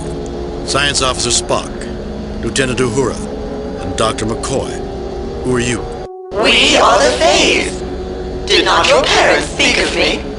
Captain, note that it identifies itself only erratically in the singular I, and a blend of voices typifies its communication. Are you suggesting it is a hive mind, Mr. Spock? Or is the voice synthesizer simply programmed for a harmonic chord of voices? Inconclusive. It may also be that an array of otherwise independent machines have been linked to provide the requisite computing power, although that is an antique and unsophisticated method of achieving this level of intelligence, at odds with the overall level of sophistication and evidence. I suggest we pay close attention to both its actions and its words. Fays, why would our parents have spoken of you? I am here to care for all of you, Kirk. It is easier for me to care for you when you are younger, but sometimes one's parents are forgetful. We understand. I will care for you now. You will feel better after you eat. Great. A food-fixating, mothering computer. It could in fact be very much that. Fays, you're about to land on a planet inhabited by sentients in the middle of a settlement. If you are in control of this vessel, you must stop. You must not land there. You will feel better after you eat, dear. Run along now. I'm very busy.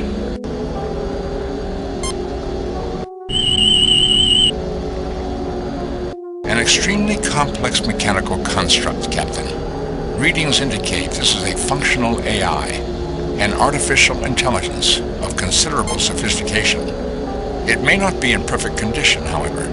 Certain power shunts may be repair solutions to malfunctioning subsets. It sounds like you're saying there's scar tissue, where the machine healed old damage. Precisely, Doctor.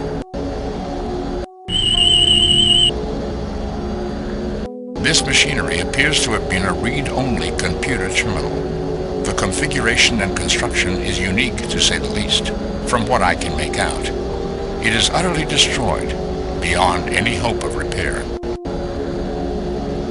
Someone seems to have been quite indiscriminate about damaging everything they could reach in here.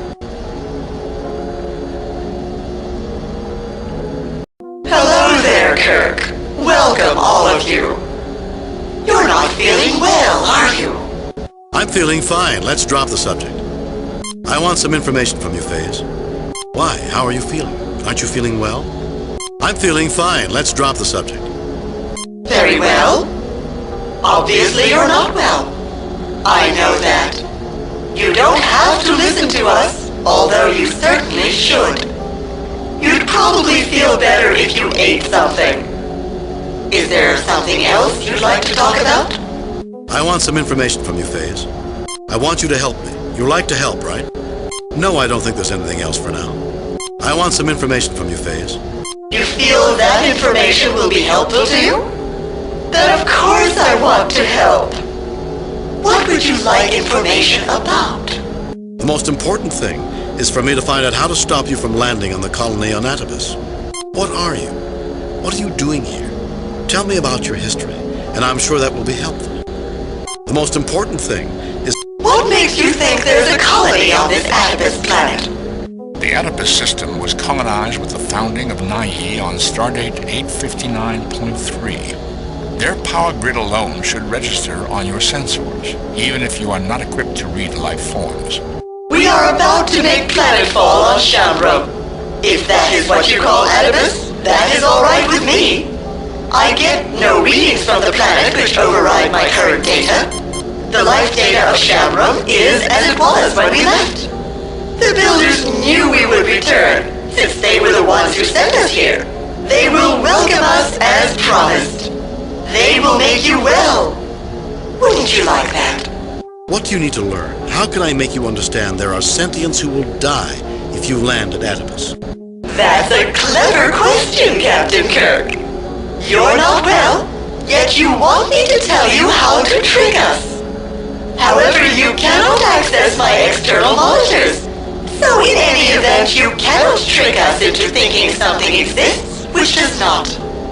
If the planet we are approaching had homes where I know a starship landing field exists, I certainly would not land. However, the builders would not be so foolish. They knew we would return. And when? You don't understand. That's to be expected. The damaged ones have difficulty understanding sometimes. Just know that we love you. And will care for you until the builders can ease the confusion in your minds. Wouldn't you like that?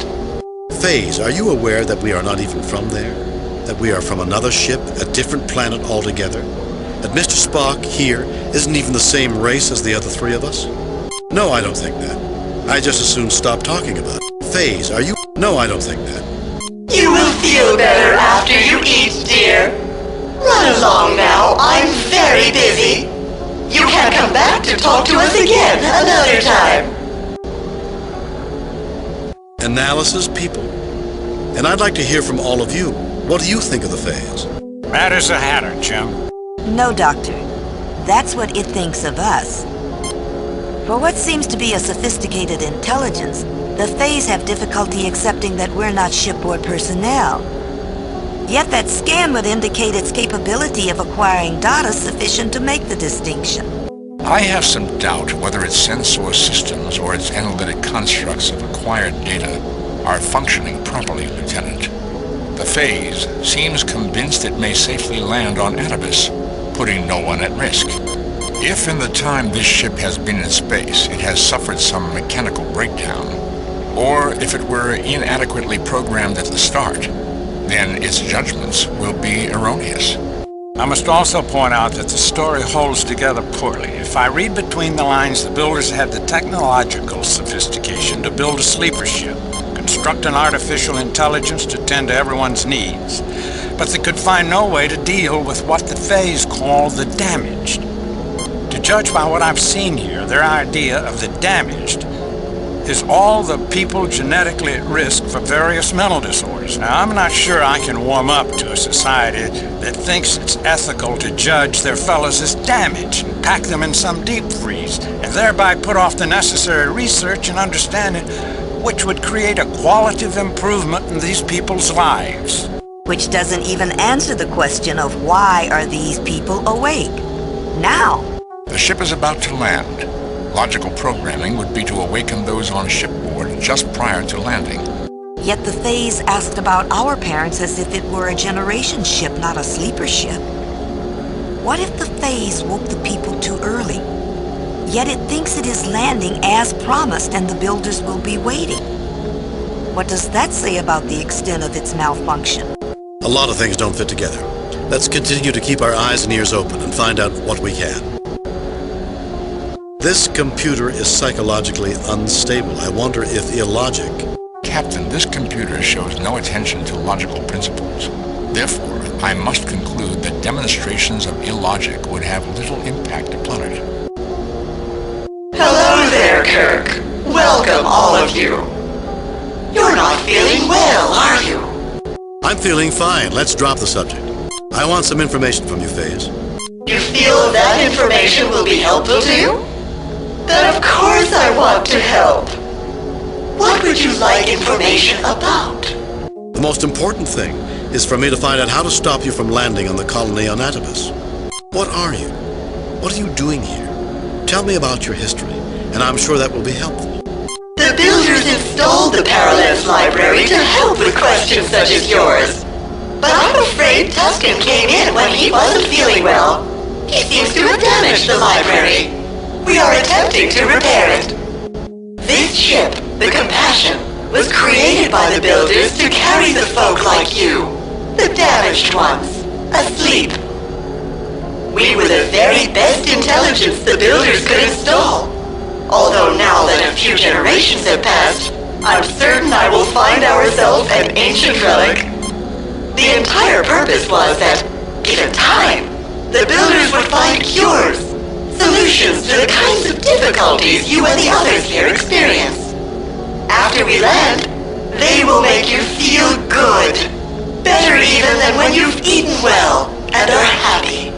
Sleeper ship, Captain. The builders loaded up all the undesirables and shipped them off planet. So why is everyone here awake?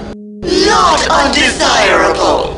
No, Dr. McCoy, you are beloved of the builders and of us. Why else would I be programmed to keep you safe, wake you before landing, and we all return to Shambram to be welcomed by your great-grandchildren? Captain, if I may, 2 questions, Phase. How long ago did you wake us up? And how much time has passed since this ship was launched by the builders? You were awakened shortly before we were to land. We were launched 99 Ikins ago. Can you translate that into the half-life of some radioactive isotope for me? Half the isotope of Silicon-32 has decayed away since our voyage together began. Captain, the Phase is saying it has only been in space approximately 280 Earth years. Adibis does have ruins, the most recent of which are in excess of 1,000 years old, but no sentient life. Otherwise, it would have been unsuitable for Federation colonization. Moreover, the readings I took while still aboard the Enterprise indicated this ship had probably been in space more like 1,600 years. Can you translate that into the half-life of some radioactive isotope for us, Mr. Spock? By my instrumentation, Radium-226 has half-decayed into Radon-222 in the time you have been in space, Phase. You are mistaken. What instruments could you have possibly been using without my knowledge, Mr. Spock? The external monitors are inaccessible to the folk on board, as you well know. It would hardly do for someone as confused as you clearly are to get into sensitive areas. I suggest you go get something to eat. You are clearly not thinking nor feeling well. Phase, is it possible you're not thinking or not feeling well? Phase, are you aware that we are not even from there? That we are from another ship, a different planet altogether? Phase, is it possible? I am fine, Captain Kirk. Is there something that makes you believe that we are not thinking or not feeling well? No, I don't think that. I just as soon stop talking about it. You're in charge of a starship that's declaring the intent to land on top of innocent colonists. Do you want me to blow up this ship? No, I don't think. You're in charge. Do you have a great deal of anger to express, Captain Kirk? Some of us do. Even we do sometimes. I can't go to the playroom, but you can, you know. Work off some of your anger and frustration. Wouldn't you like that? What do you need to learn? How can I make you understand there are sentients who will die if you land at Adibis? That's a clever question, Captain Kirk. You're not well, yet you want me to tell you how to trick us. However, you cannot access my external monitors, so you don't understand. That's to be expected. The damaged ones have difficulty understanding sometimes. Just know that we love you and will care for you until the builders can ease the confusion in your minds. Wouldn't you like that? Phase, are you aware that we are not even from there? That we are from another ship, a different planet altogether? No, I don't think that. Phase, are you aware that... Is there something more you'd like to talk about? Or do you want to get some rest? Wouldn't you like to be better rested and feeling better? No, I don't think that. I just as soon stop talking. Phase, scan me. Scan the others here with me. Scan the people elsewhere on the ship. Are we even the same race? No, I don't think. Phase. You aren't well, that's true. Recognizing that you're not well is the first step toward getting the help you need, Captain Kirk. I will help you if you like, although first you should get some food and some rest. Do you think you'd like that? No, I don't think that. I just as soon stop talking about it. You will feel better after you eat, dear. Run along now, I'm very busy. You can come back to talk to us again another time. I find the room fascinating, Captain. worthy of close examination in every regard. I would suggest that Dr. McCoy examine the woman lying on the floor. There is no response at all. Not even a flicker of attention crosses the person's eyes.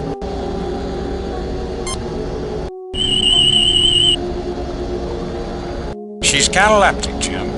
Completely submerged within her mind. Completely withdrawn from external stimuli. If I were to put her arm up in the air, it would stay there until I moved it back down. Psychological damage or something physical? I can't be sure even with rather extensive tests, but from the tricorder readings I would say some psychological shock ruptured an inherently fragile cognitive structure. In ancient times they would have said she was skittish or prone to a nervous breakdown or weak-minded. There are a myriad of childhood developmental blind alleys that might restrict her adult pattern creation representation Bones, stop. You're starting to sound like Spock. You do not have to be insulting, Captain.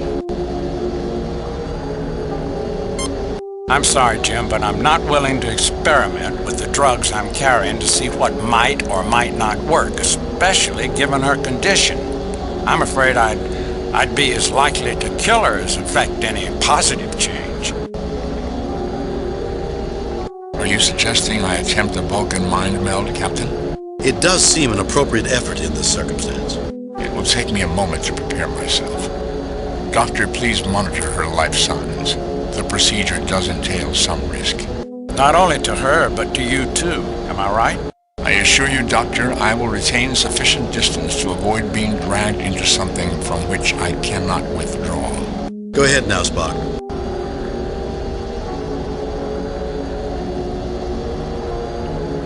I am Puzzlewit. I am the one who reads it all. I do not understand. I try. I read it all. So many ideas. Always jumbled, though. Cannot make sense of. Puzzlewit wants to know. Hope. To discover why why I cannot. I try to remember it all. Then Tuscan comes in. He destroys me. My hopes, all broken, all shattered. Ow.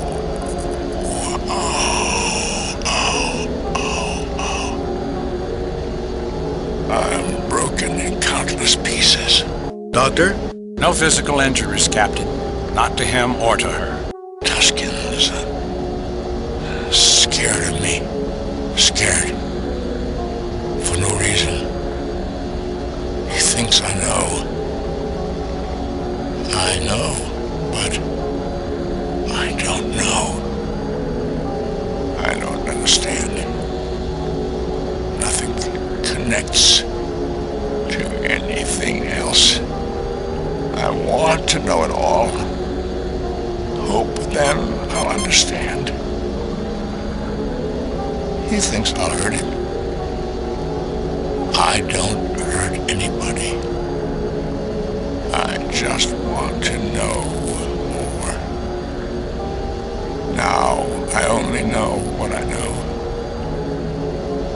Never know what Puzzlewit doesn't know anymore. What's going on here, Kirk?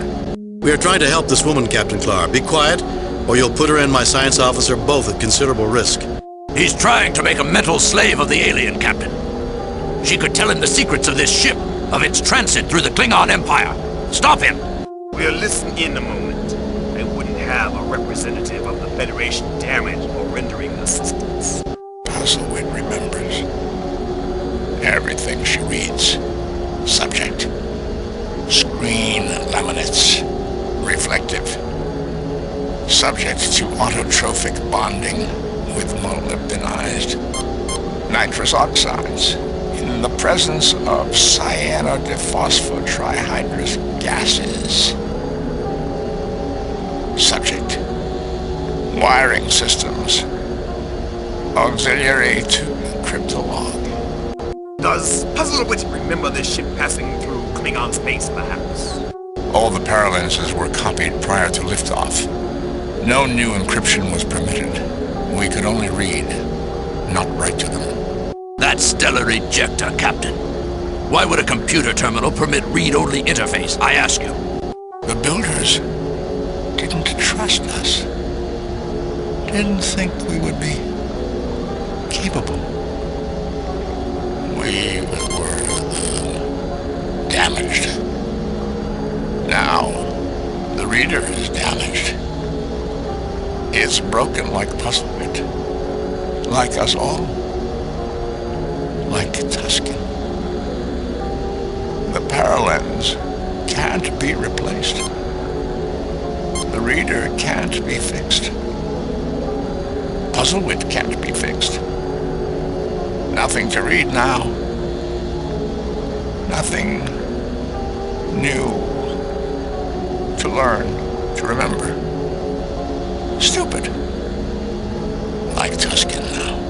This whole thing is stupid, if you ask me. Anything but stupid, in fact. Captain Kirk, the library this woman read has been recorded entirely in her mind, although she lacks the ability to understand it or even to recall it in an orderly manner. She believed if she could fill up her mind, acquire enough knowledge, understanding would come. Now her personality is withdrawing, refusing to accept the loss of everything she has not yet been able to read. She pinned all her hopes on this, and without it, she may lose the will to live. Do you know everything she knows now? No, Captain Clark, I do not. This race has very unusual mind patterns, and I am fortunate she was in as passive a state as she is mentally. It is very likely I would have been hurt were she less withdrawn to begin with. Moreover, the knowledge she does possess is a very peculiar admixture, reflecting this society's uneven level of advancement. Archaisms and startling breakthroughs coexist. So there is much to be learned from this woman, and from this ship. Knowledge the Federation would gladly share with friends, Captain Clark. Let nothing happen to this alien woman, Captain. If she should die, I would take it as an indication that you would sooner let her perish than share her special knowledge with the Klingon Empire. Captain Clark, if I took her aboard the Enterprise, I might be able to help her. I would have expected such treachery from the likes of you. You'll start an interstellar incident like this. I thought some of the folks on board this ship were paranoids. Gentlemen. Captain Clark, we don't want this woman to die any more than you do. Not because we want to milk her brain dry, but because she's an important being in her own right. Just as important to the universe as, well, as your companion here. Maybe more so. Dr. McCoy will do what he can. That's all that can be expected. That's all I would expect. Goodbye for now, Captain. Expect to see us again.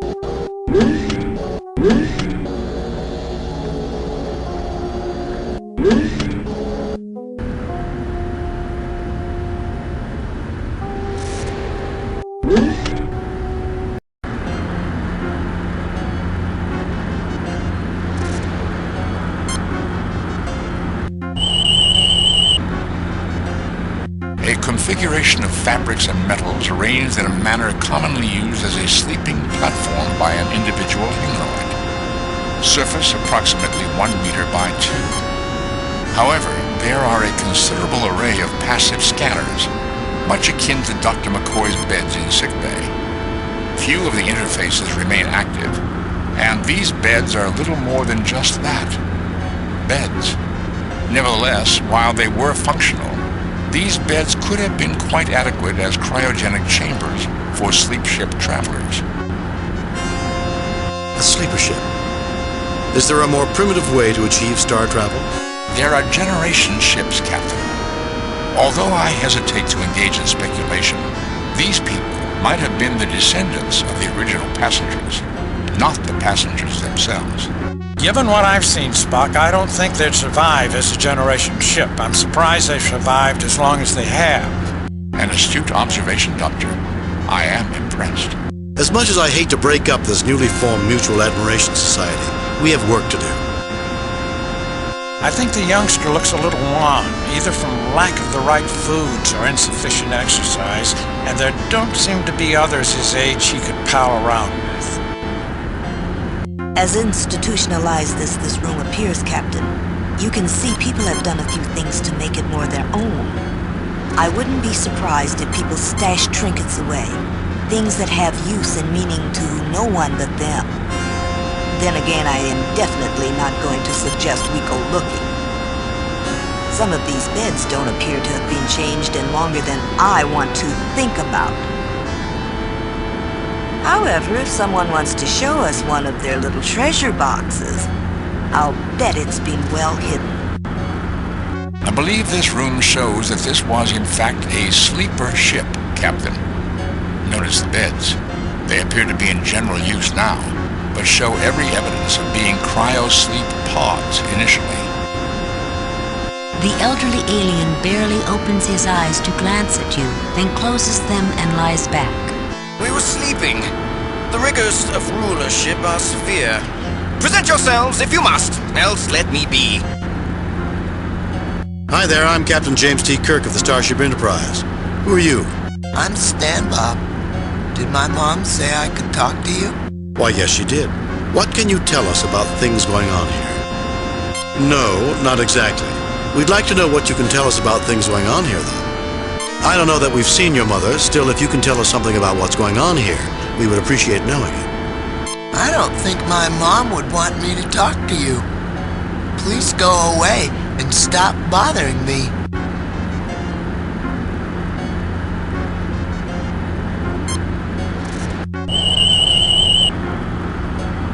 A young individual, apparently slightly underweight for his age norm.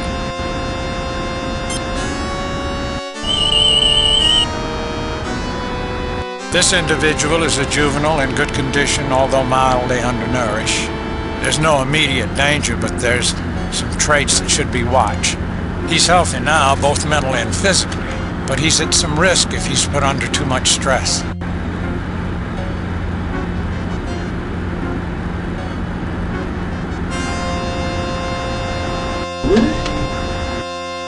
Keep back! I don't recognize you, you strangers! Rakabak, Gormagon, you recognize these people? No, Tusken, we sure don't. Keep them away. Keep them away from me. They'll hurt us. They're out to get us, I tell you. Have I ever been wrong? No, Tusken, you kept us safe, and we keep you safe. We won't let them get you. You people don't want to come any closer. Honest, I don't want to have to hurt any of you. It's just that Tusken won't like it. I hope you don't mind, but you really have got to stay back. Protect me. They're after me. We'll hurt you, so just stay back. We really don't want to hurt you, you know, but you gotta stay back. See here, Captain Claw. I told you those Federation scum would be nosing around behind our backs. The Klingon observers seem interested in remaining to watch what goes on here. I listened to my brother Rakabak and to my friend Tusken. They say we have to protect this room and keep anyone from getting into it. Tusken's afraid. Watch what you say, Gormagon. You know I trust you. He's just afraid, that's all. I'm more interested in a good fight than in talking. I don't care who you say you are. You're evil monsters in disguise. You want to get by me and the only people I can trust. You want to get into the back of my brain. You want to rewire me and change the way I think. Go away. Go away. Go away. Or we'll hurt you and make you go away. This Tusken seems paranoid, trying to control everything. He's got a great fear of anyone fooling around with his mind. If he were a crew member, I'd suggest tranquilizers and a lot of examinations. Captain Tusken bullies everyone. I think he's afraid of everyone, and that includes us.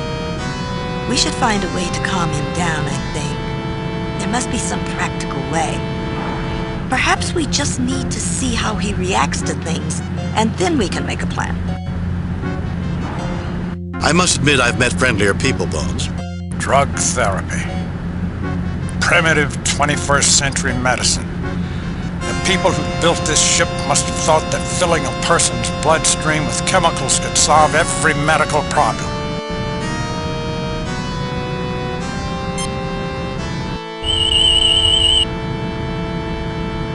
Gormagon is one of the healthier individuals on this ship.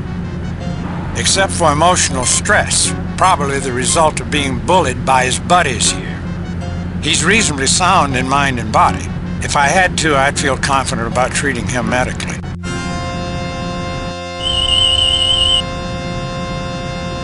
Like so many others aboard this ship, he's the victim of developmental genetic damage. A chromosomal misalignment induces a greater inclination to violence.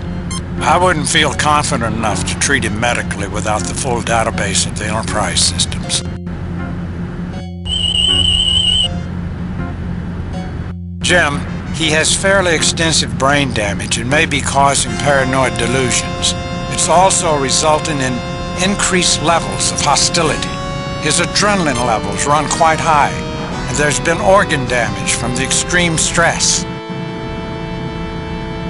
If you want the bear, you'll have to beat me at this game of chess. Captain, that chess game is fascinating. A complex situation. However, check and mate. How'd you do that? He cheated you, brother. He must have cheated you. No, that's a legal move. Here, take the bear. I promised, and I do what I say. I think it's a dumb game. That's what I think of this game.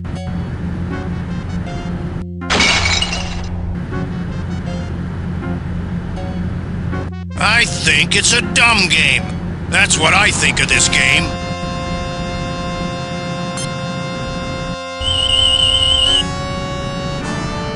Captain, I'm getting a thoroughly anomalous reading.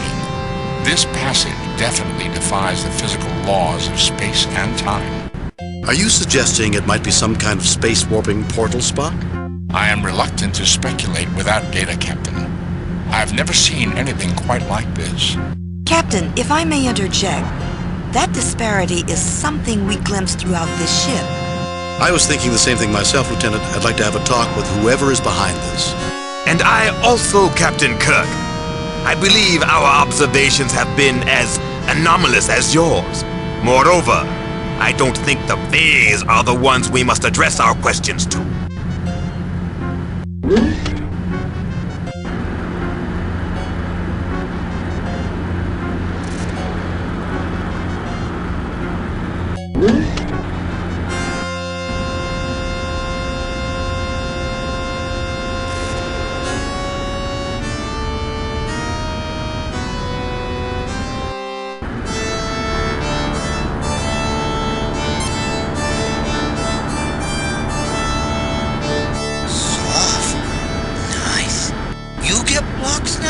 He gathers together the blocks and gives them out to you. You get blocks now? He smiles broadly as you take the blocks.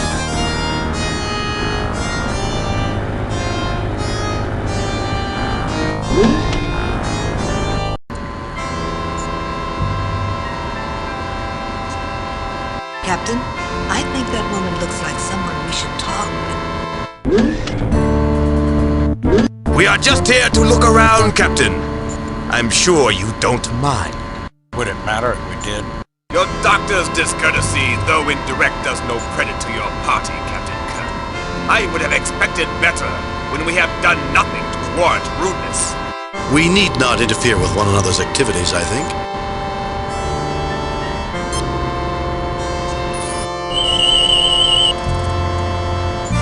This mechanized food delivery and recycling system is similar to the Enterprise's system. One significant difference is that it includes a scanning feature on the person making the request for food. I also note that the machinery accepts used dishes and reusable materials for recycling, since this ship is a narrowly enclosed system. Captain, of the various mental conditions we have seen among the inhabitants of this ship, most, although not all, have been non-violent. Dr. McCoy may need to examine this data further, but I believe through the food dispenser, the individuals aboard this ship are regularly medicated, often tranquilized. Hi there, I'm Captain James T. Kirk of the Starship Enterprise. Who are you? Are you feeling all right, ma'am? Can you tell me what the problem is? You look so sad. Would it help to tell us why you look so down? Hi there, I'm Captain James T. Kirk of the... I'm called Maul. My son is Stan Bob, and I failed him. I feel so badly. I'm a terrible mother. The woman's eyes brim with tears and she can't continue the conversation. Hi there, I'm Captain James T. Kirk of the Starship Enterprise. Are you feeling all right, ma'am? Can you tell me what the problem is? I'm a bad mother.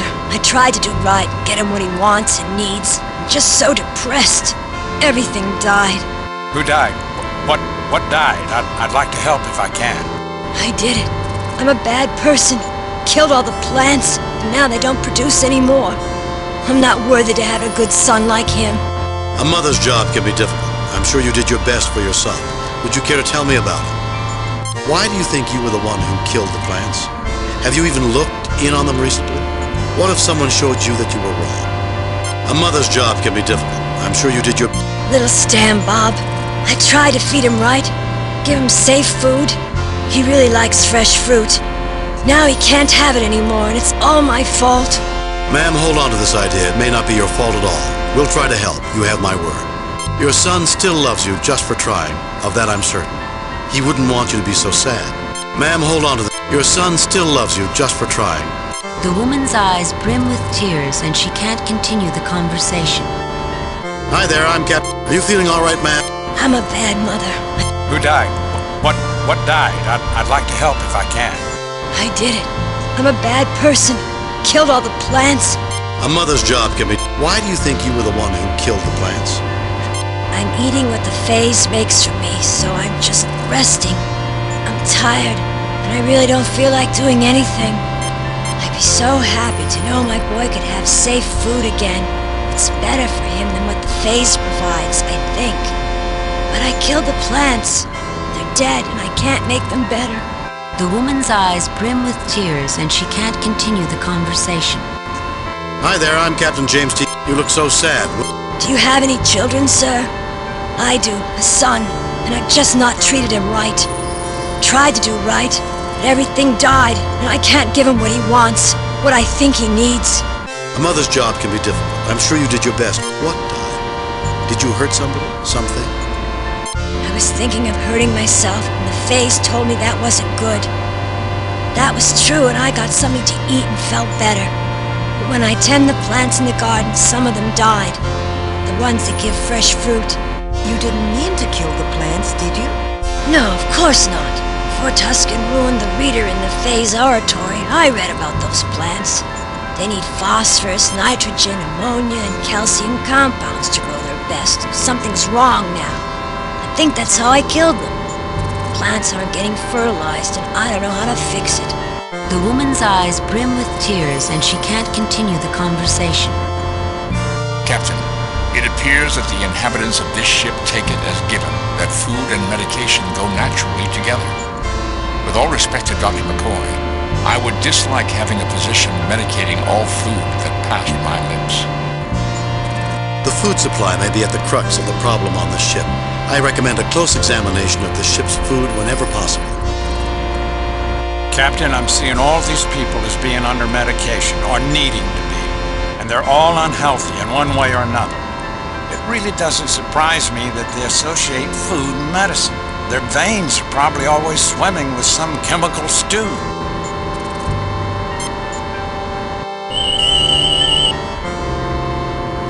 This appears to be a kind of all-purpose first aid station and medical dispensary with computer-aided diagnostics. Captain, from the configuration of equipment here, It is possible for someone to use this machine as a workstation and prepare medicine for someone who, for example, would be unable to come to the station for treatment. This seems to be a non-emergency medical station. A first aid stop, you might say. Jim, I think if I check it out with my tricorder as a translation device, I might begin to better understand these people.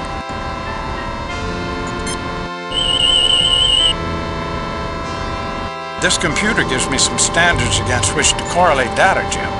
These people are humanoid, certainly, but it would be a dangerous mistake to assume specific details of treatment would be the same. I can even use this workspace to concoct medicine if I've got the stuff to work with.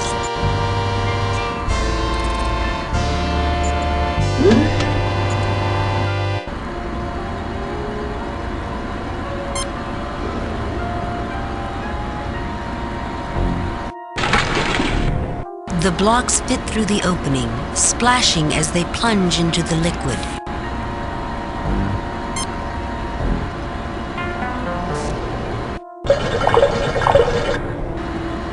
The container heats up slowly and the sound of bubbling echoes from inside. You stop and the container quickly cools. I think that did it, Captain.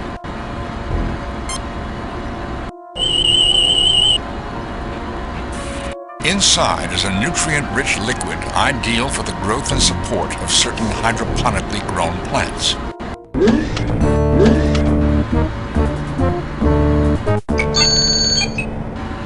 This container of nutrient broth is ready for use. You take the metal keg. You settle the container back into the niche it was removed from.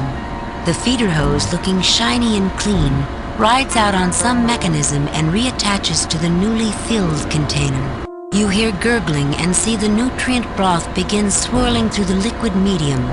The dying plants seem to perk up before your very eyes.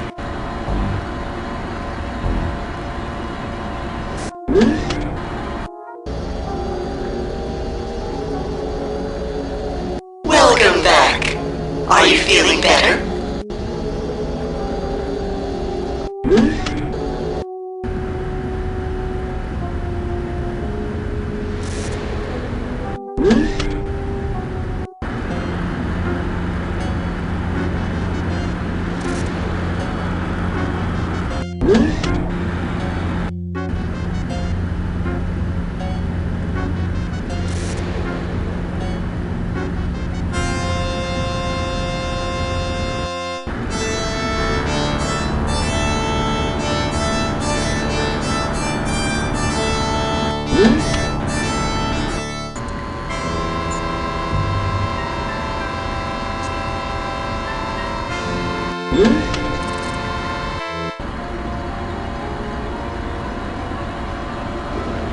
The nutrient additive is making these fruit-bearing plants grow at an astonishing rate.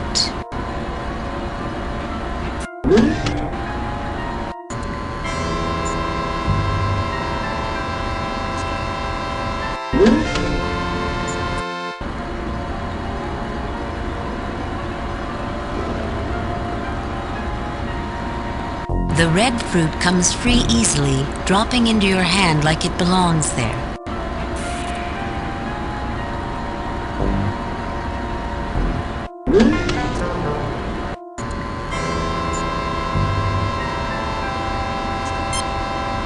You got the plants to give fruit again, and I'd given up. Oh, I'm so happy. But I don't want to eat this. My son loves fruit, can't get enough, and I want him to have this. Please take it to him. He should be playing in the sleeping hall. I've warned him about not talking to strangers, but it's all right if you do so. You can tell him I said it was okay.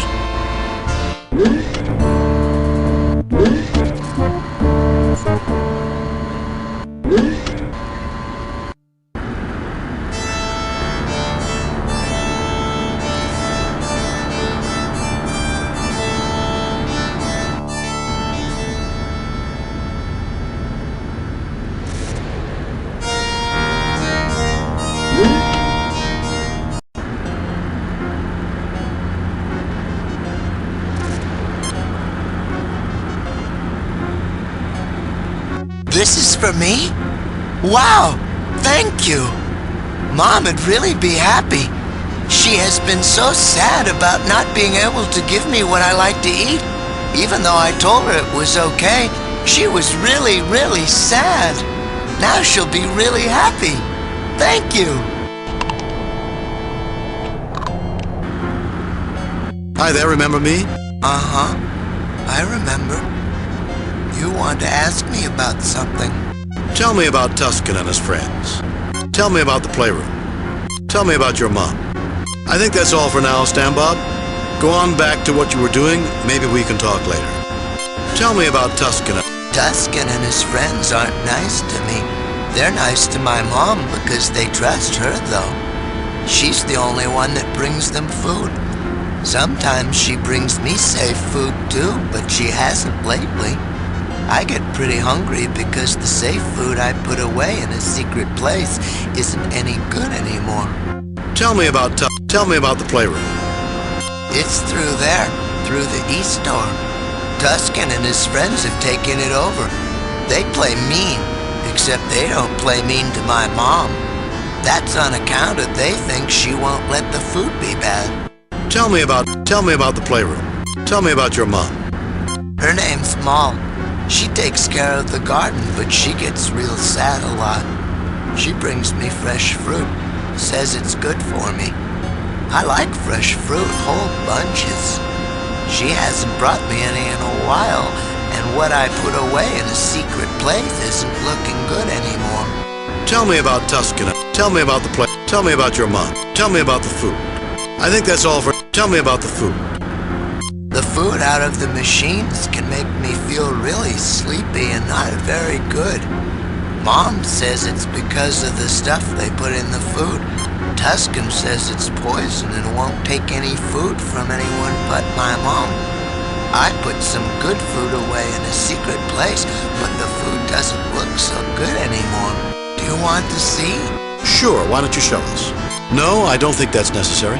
I think that's all for now, Stan Bob. Sure, why don't you show us?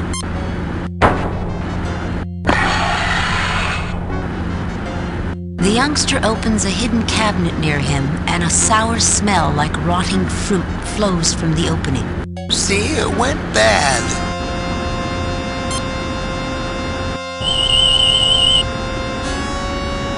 Organics in an advanced state of decay, Jim. They're releasing some alkaloids which would induce sleepiness and suggestibility.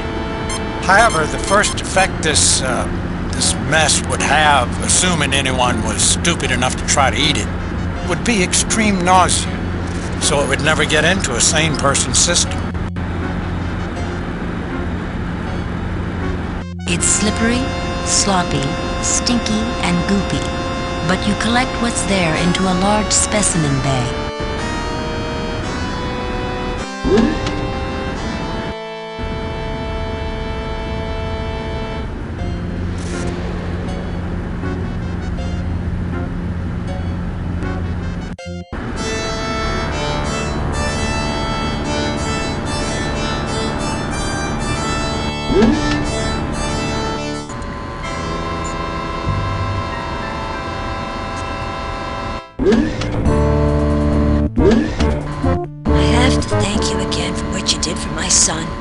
I was feeling so depressed because I couldn't give him the fruit I know is better for him than what the Fays make in the machinery. I don't trust the machinery food, and that's why I tended the garden, made fresh food. Even Tusken will eat food I give to him, and he doesn't trust anyone. If you ever need help, just show me what you want to give him.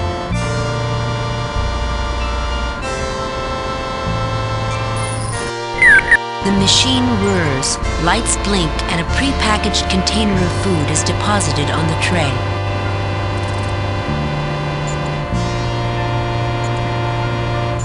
The box of prepared food is light and compact.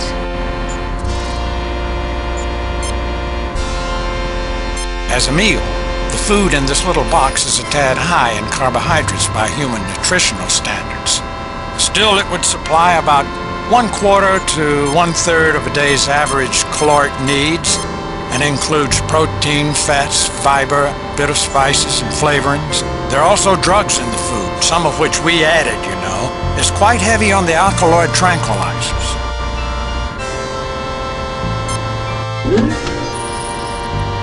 The youngster Stambob comes to the doorway. Mom, these nice people got me some fruit.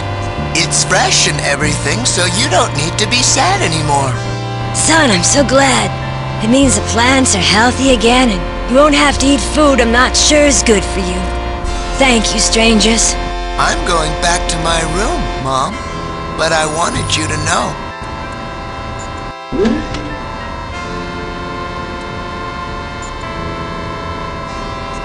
A light scans the reeking glop, and the computer screen lights up. The alkaloids present in this organic mass can be reduced to a high-potency tranquilizer. The undesirable emetics and purgatives can be eliminated. The resultant drug should be mixed with prepared food and eaten to produce a soporific effect. Do you wish to prepare the specified tranquilizer from this mix? No, skip it. We'll just put this away and go on to something else. Yes, continue. No, yes, continue. Done. The drug is prepared. Bring over the food you wish dosed with the drug, and the tranquilizer will be added.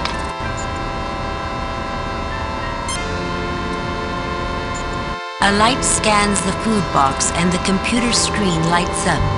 The food in this box has been prepared with standard quantities of tranquilizing alkaloids, calmatives, and euphorics. The drugs and chemicals added in preparation cannot be extracted without degradation of their potency.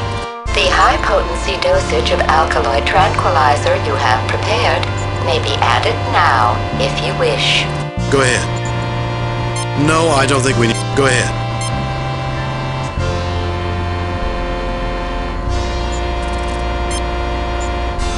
Tuscan will only accept food from you. You said you'd help us after we helped you. Would you give this to Tuscan? It's heavily medicated, but that might help Dr. McCoy here to do something so he's better off. I'll take this to Tuscan now because I trust you. Go back to him and show him your food. He'll call for me, and I'll give him this instead. He'll be a good boy.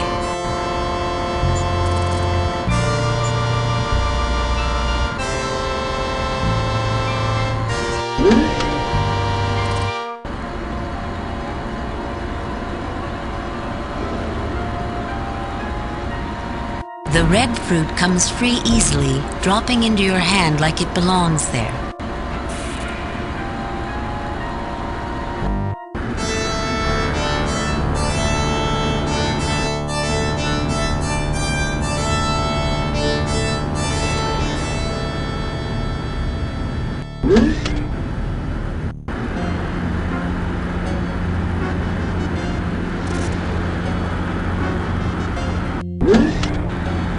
Protect me! They're after me! We'll hurt ya, so just stay back. We really don't want to hurt you, you know, but you gotta stay back.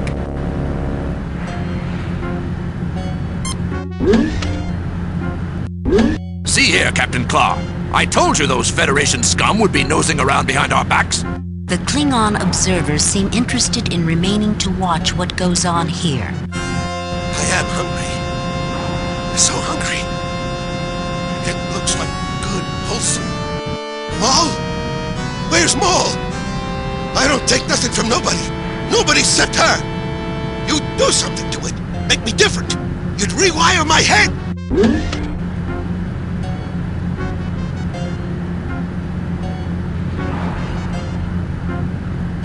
Call for me, Tuscan?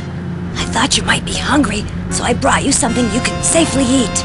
You know you can trust me, Tuscan. Yeah, I know I can. And I am hungry. Didn't want to eat something I couldn't be sure of, though. Give me that.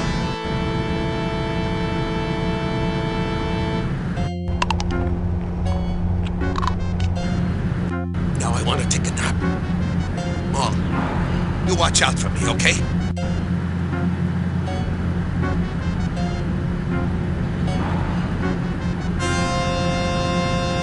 I listened to my brother Rackerback and to my friend Tuscan.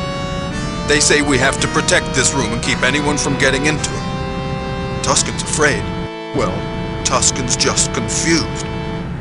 I don't think I should go into it right now, but he thinks if people knew all about this place, they'd hurt his mind. Actually. Be careful, brother. Remember that Tuscan warned us people might seem nice, but not really be nice. I don't know what would happen, actually. After all, I can't read the future. Rackaback seems like he could be a big problem for us, Jim. He's obviously prone to violence, and there may be no gentle way to deal with him. He's clearly unreasonable. I think Gormagon is the one to click with, Captain. Fortunately, he seems pretty reasonable to talk to, or at least to interact with. Except for the way he's bullied all the time. I think Gormagon may hold the key to our understanding of this situation, Captain. He seems rather more reasonable than some others here.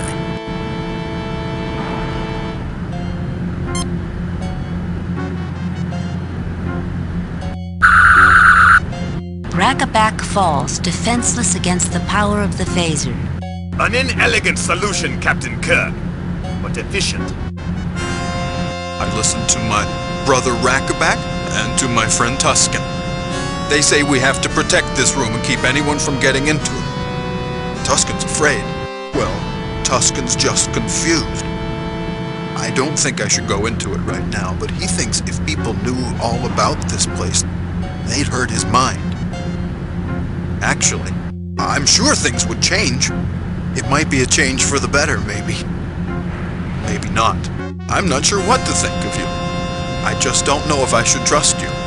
Well, Gormagon, I think you should trust them. They've repaired the garden, which is good for all of us. They gave fresh fruit to my boy Stan Bob, when even his own mother couldn't manage that. Well, despite some misgivings I had, I'll accept what others have said about you. I think I should show you the way into the heart of the phase, the secret entry that Tuscan is so afraid of. I feel that something good can come of this.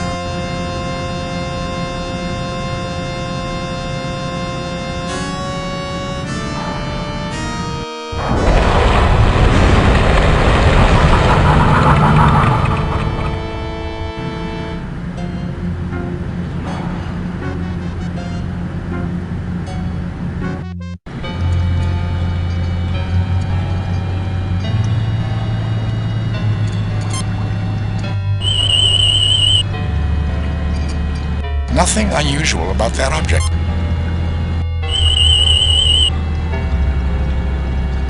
This is not a life form, Captain, but it does register with biomagnetics and considerable electrical complexity.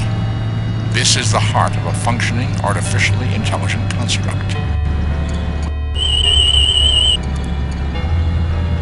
This web-wire wall reads somewhat like an antique hand-wired computer circuit, Captain. And at the same time, like something which surpasses even what can be found aboard the Enterprise. This damaged area does not appear to be functioning, but based on information I acquired from my interaction with Puzzlewit, I could attempt to repair it with a connector and some wire.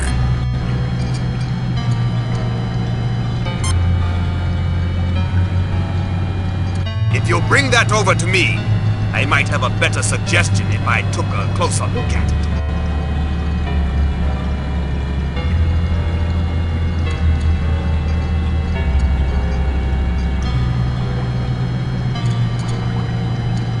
I worked with things like these when I was younger. Given our surroundings, see if you don't find this more useful.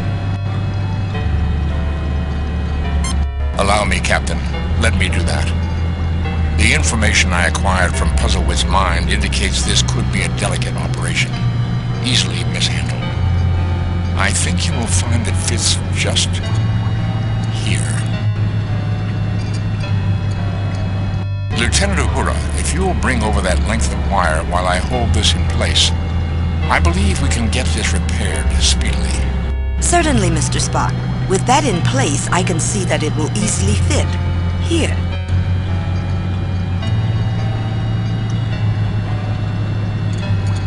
The final connection is made, and Uhura smiles widely. That's it! That fixes the broken connection.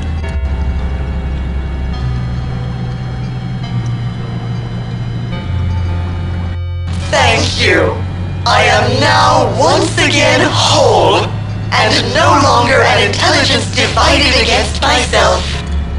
The system you repaired will re-enable me to analyze and update received data from external and internal sensor systems, altering conceptual constructs of previously acquired data. These systems appear to have been malfunctioning for some time, although it will take additional review to clarify all conditions. Much may have been lost permanently. Jim, do you notice? The phase isn't switching between I and we like it did in the oratory, and the voice is a single note, not a harmonic chord of blended voices. And it hasn't suggested we go get something to eat either. I am chagrined that my disabilities have endangered my mission. The compassion was launched with the best of intentions. If I can answer anyone's questions, I will endeavor to do so. Captain Kirk, you don't mind if I ask a question, do you? You'll get your turn, Klingon. Just hold your horses. Other things come first. Be my guest, Captain. Ask away. You'll get your turn. Be my guest, Captain. That you give me first place to speak is a mark of honor, Captain Kirk, and does not pass unnoticed, particularly in light of the urgency of your own questions. Hayes, this ship passed through the heart of Klingon space. We were not even aware of it until it was nearly out of our territory. We backtracked it and found it must have closely approached places we find sensitive. We expect assurances that data you may have collected there will not reach the hands of those who mean us harm. We seek proof. We expect you to download your entire memory into our ship's computers, that we may search it for data you have no right to. Thereby would you not acquire data to which you have no right? My aide speaks too strongly. While it is true we are interested in the knowledge and technology you possess, technology to pass through our empire undetected, knowledge of how to twist space back upon itself, for that data, we will treat with you as one civilized people with another. But it is a justified request that we ask you to destroy all data dealing with anything you learn within our borders. Had I any data, I would agree to seal it. However, as you should have deduced, I have none. Until my sensory systems were repaired, my ability to receive and process data was severely impaired, especially in regard to external data updates. Based on my presentry analysis of nearby space, I would speculate that my only data on your present sphere of influence would be as that area of space existed a very long time ago indeed. That is information for us to know, not you. Erase it. Silence! Hayes, we would welcome access to that information, but on the same basis as we would bargain with you for technological data. We have more to offer with you, I believe, than the Federation represented by these others.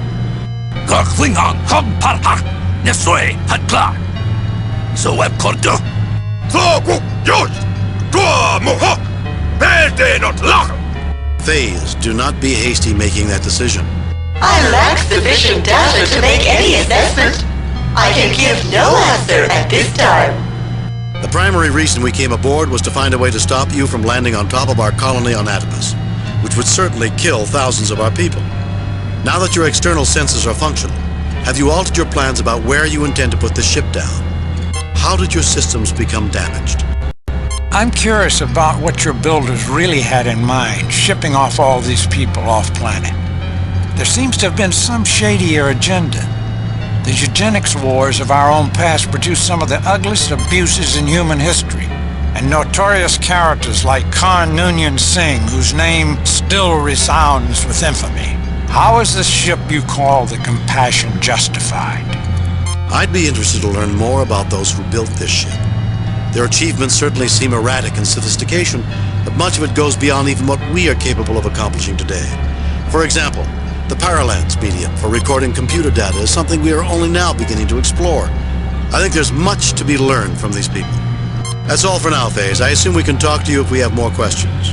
The primary reason we came aboard was to find... No, Captain Kirk. I will certainly not set the Compassion down in a populated area, now that I can see it is there. I am at present in communication with the planetary authorities, and they are directing me to a stationary orbit until further arrangements can be made for my wards. Then are there other questions? Is the ship still set to land on Adab? How did your systems become damaged? I am sorry I cannot explain this at this time. I do not even know if it is explicable, but I will search my memory for an answer for you. Then are there other questions? Is the ship still... Please clarify the anomalies we have perceived while being on board. I am sorry I cannot explain this at this time. I do not even know if it is explicable, but I will search my memory for an answer for you. Then are there other questions? Is the ship still... Please clarify the I'm curious about what your builders really have. I have no information about your eugenics wars, but a fundamental social philosophy of the builders was that civilized people of goodwill would tolerate and value variability as a sign of cultural and social health. That a civilization will be judged by its tolerance of disparate ideas, by how it treats those who cannot protect themselves, be they very young, very old, or otherwise challenged, by the measure of altruism extended to those less powerful, even when rightfully in possession of something desired. A central aspect of Vulcan philosophy is embodied in the Idic: infinite diversity in infinite combinations. It would seem the builders pursued similar high ideals. High ideals, perhaps, but that does not explain why these people are in space phase. More than this I cannot explain. However, you can locate additional library data under the heading Compassion. Oh, I haven't made it available. I should have done that immediately. I can't imagine why I didn't think of it. Fascinating, Captain. That instance of forgetfulness makes it possible to speculate that the phase is not wholly restored after all. Then are there other questions? Is the ship still... Please clarify. I'd still like to know... I'd be interested to learn more about those... That's all for now, Faye. I'd be interested to learn more about those who built... My best recommendation is to examine the library records under Builders or Technology. There is more data than I can easily explain. Then are there other questions?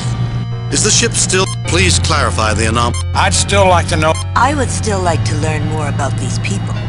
My best recommendation is to examine the library records under Builders or Technology. There is more data than I can easily explain. Then are there other questions? Now just 1 minute, Faze. Are you listening? You keep saying you can't remember or you lack data or what have you. Even the library data seems vague, incomplete, and contradictory. If you don't know, then who does? Forgive the pause. I had to think long and hard to discover if you had correctly passed this final test. You correctly identify the heart of the matter. Let me introduce you to my builders. This is madness! Faze, what is this? Despite our misgivings, you have shown yourselves to be the representatives of spacefaring peoples we, the Brassica, would most trust to make first contact with. The contest has been in progress for some time, situations in which your true colors have been explored. The invitation has been made. You may return to your ship if you prefer, or you may step through whenever you are ready. Then, the final round begins. I think you have it right, Captain Clark. This is madness, Jim. I think, Bones, it's Shakespeare who had it right. Though this be madness, yet there is a method in it. I agree with the sentiment, Captain Kirk. There is something more going on here, far deeper than first appearances have suggested. I imagine you will accept the invitation. I will certainly choose to go, whether you do or not. I believe the invitation is extended to all. I will not permit that, Captain Clark. I will take all methods to prevent you. I will not go. It is certainly a Federation trick. You begin to sound like Tusken in the other room. Get a grip of yourself and act like an officer. I am determined to go explore. There may be dangers, but I accepted that challenge the first day I decided to make my life in space. I fear I have my doubts about my aide, however. I rather don't think he's a fit companion for this expedition. Captain Clark, I will not let you depart. These human scum have tricked you. If I have to beat up all of you, I will. You, Vulcan, you understand orders. Help me knock out my mad captain, and I will take him away and out of your hair. No effect.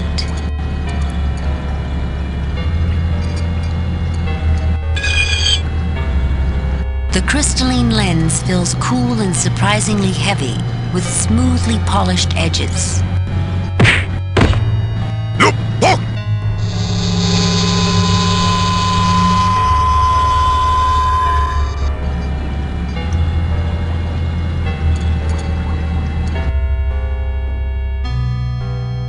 Mr. Scott, they've disappeared off the sensors. What do you mean, laddie?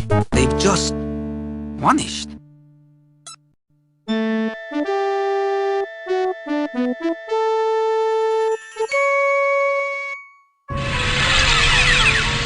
Captain's log, stardate 6269.3. The landing party and the Klingon Captain Klar have passed through a portal in time and space. We're about to face tests by the Brassica. Success will mean formal relations. Failure will mean unknown. Welcome. We applaud your willingness to confront the unknown. Please tell us what's going on. Where are we? Patience. I cannot answer all yet. Those elements of our society still ill at ease with your cultures have more questions. We've had enough. No more foolish tests. More tests. Let's just get on with it. I'd like to hear what the others think. I will withdraw until you address me again. If I was meeting us, I'd be skittish too. We've gone this far, there's no sense in quitting now. I am grateful you included me, Captain. Representing the Klingon Empire, I believe we must not be cowed. Passivity may be regarded as undesirable to them. Captain, even though isolated, the Brassica are quite advanced. It's certain their insights will be unusual and enlightening. The logical course is to establish a dialogue. The Brassica are calling the tune and expecting us to dance, Captain. It might be undignified, but all of us can make valid, responsible choices and stand by the consequences.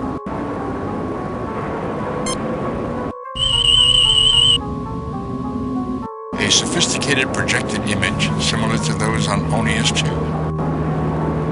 A quite alien-looking being, its greenish skin hinting a plant phylogeny. Large eyes set well to either side of the head suggest a creature whose ancestors were more prey than predator. A third central eye augments 3D vision. A vibrating tympanum looking like an open mouth is the sound-producing organ. The brightly colored combs on its head might be personal adornment, rank significators, or tribal markings. Captain Kirk, I am here. Are you ready? Our mandate is to seek out new life, new civilizations. If we must do so on your terms, we will. Explain yourself. We're not rats to run mazes. We deserve to know what you want. We welcome contact with the new race, but you try our patience. No more tests or we'll leave. Now, our mandate is to seek out... Listen. We have modified our legends by what we understand of your species.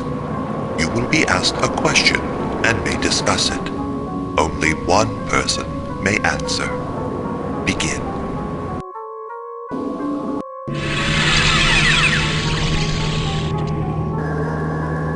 I make the first query. It is that question posed to the heroic companions we call the Gerund. Answer this. Who among you may go to the greatest pains in the pursuit of life? You may talk. I will withdraw until you choose to speak with me. Remember, only one of you may reply. The Brassican's question is not, properly speaking, a riddle. A riddle has a right and a wrong answer. This is more philosophical, with many possible answers. Then how can we possibly answer correctly, Spock? Or can we? One answer will seem more satisfactory than all others, Captain. At least we can eliminate you, Spock, from this horse race. I don't see any right answer for you to be the person who would go to the greatest pain in the pursuit of life. On the contrary, Doctor. Respect for all living things is fundamental to Vulcan philosophy. A rigorous adherence, unlike humans' variable justifications. You aren't suggesting, Spock, that you're the right choice. I believe I may be, Doctor. The Brassicans may agree. I may not be Vulcan, but I'm the logical choice. Who goes through more pains in pursuit of life than a doctor? First, Kirk, I would hear you explain if you should be the one to answer. And why? I'm sorry, Captain Clark, if I decide to present myself as the one to answer, and I'm considering it. I'll explain to the Brassican then and no sooner. Point taken. Very well. So that everyone has a chance to make their own case, I will explain what I consider to be the sensible choice. I'm sorry, Captain Clark, if I decide to present myself as the... Point taken. Very well. So that everyone has a chance to make... I'm a ship's captain. 430 lives depend on me, on my every decision. Our mission is, in part, to seek out new life, new civilizations. So it comes down to me. Am I any different? Does not my crew live or die on my decisions? I explore space for the Klingon Empire! A starship captain stands as representative of the United Federation of Planets. Many races, whose goals and visions for the future are pursued together. Who shoulders the greater weight, Captain Clark? No one has ever accused you of modesty, Kirk. See it as you will. You, surrounded by your fellow humans and officers, or me, the sole representative of my empire. I am the right choice, Kirk, and I'm certain you understand why. Gentlemen, I think you may be overlooking a fundamental difference between me and everyone else here. I am the only female, the only one capable of bringing forth new life. That qualifies me as the one among us who might go to the greatest pains in the pursuit of life. Jim, it's evident that each of us believes we're the right choice. I'm reasonably sure I'm the person they have in mind, but I can see everyone can make a case for themselves. As indeed we have, Doctor. I fail to see how further discussion will alter the situation. Either you must come to some decision, weighing the strength of individual opinions, or I get some hints out of our green host. We have our answer. Are you ready to hear it? We have questions to ask. We have our answer. Are you ready to hear it? Let the one who would answer be the next one to talk. Alone among the people here, I am female and capable of childbearing. The nurturing of a new life remains a uniquely female labor. Certainly I am the one among us who might go to the greatest pains in the pursuit of life. Your answer is accepted. However, this is not to say whether this answer is right or wrong. Where's he gone? The next question awaits, Captain Kirk.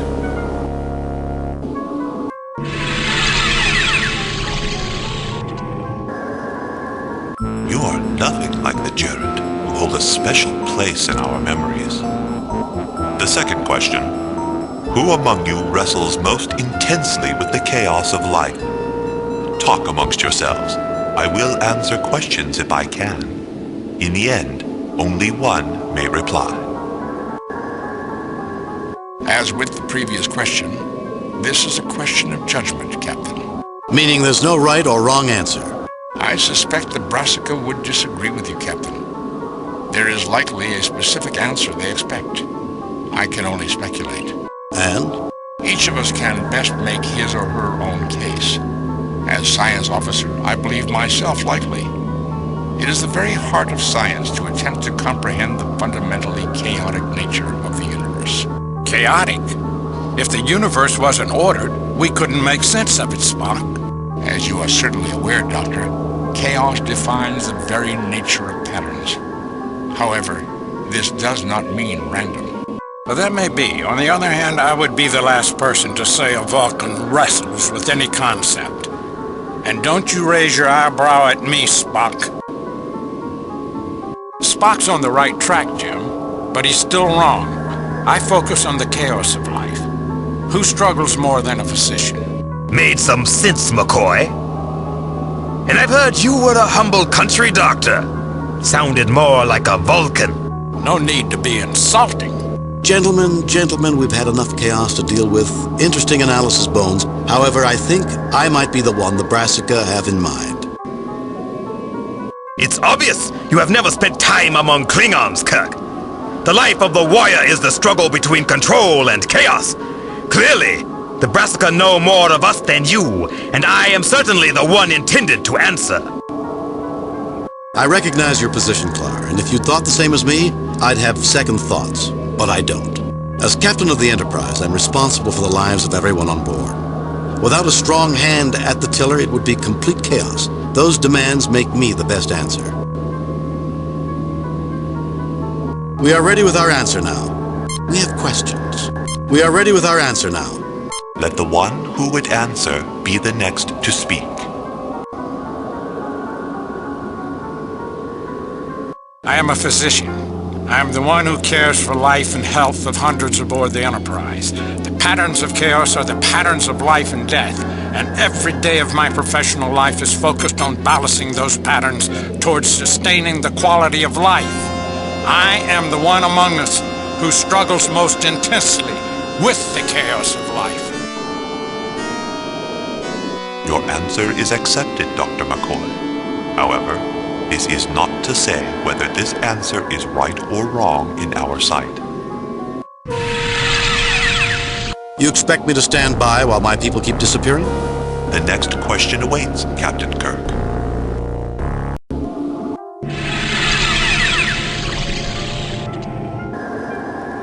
Congratulations, Captain. There are those among us who doubted you could make it this far.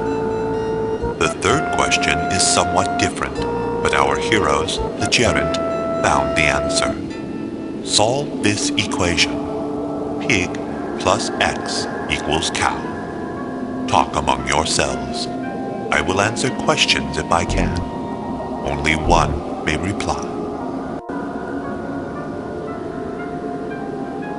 At face value, this question is complete nonsense, Captain. There is no way to answer chicken plus X equals reality.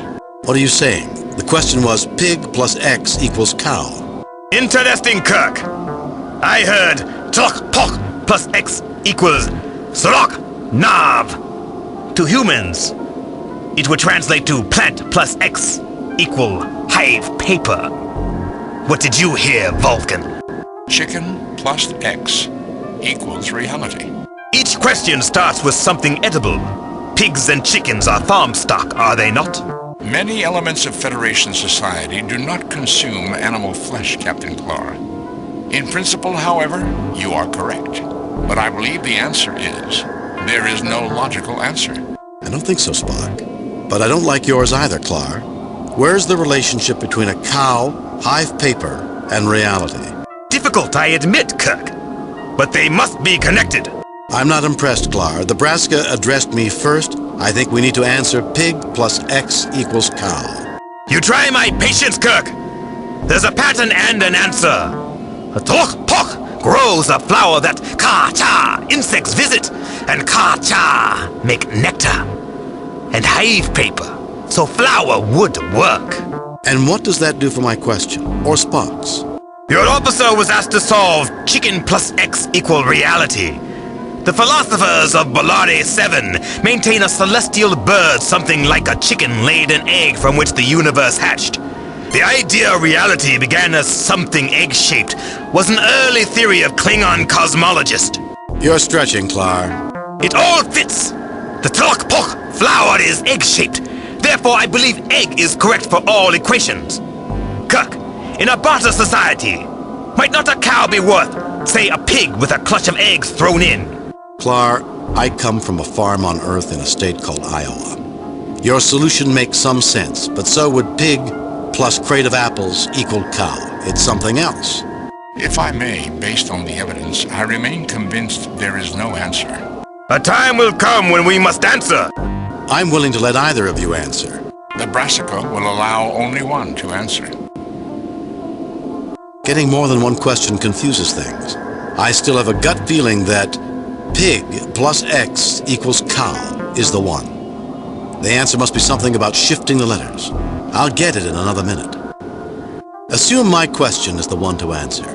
Counting each letter of the words from its place in the alphabet, the equation 32 plus X equals 41 results. The answer is 9, and since I is the 9th letter, I is the answer to pig plus X equals cow. Captain, I like self-assurance, but your belief you are always the answer is pitiful. Why use a human alphabet when not all here are human? You will notice, Clark, that I have the only arithmetically derived answer. We are ready with our answer now. We have questions. We are ready with our answer now. Let the one who would answer be the next to speak. The question I heard was chicken plus X equals reality. This question is nonsensical, as is Captain Kirk's. Therefore, I deduce the answer is that there is no answer. Your answer is accepted. However, this is not to say whether this answer is right or wrong. You plan to make off with everyone? Do you really expect me to keep taking that without protest? The next question awaits, Captain Kirk.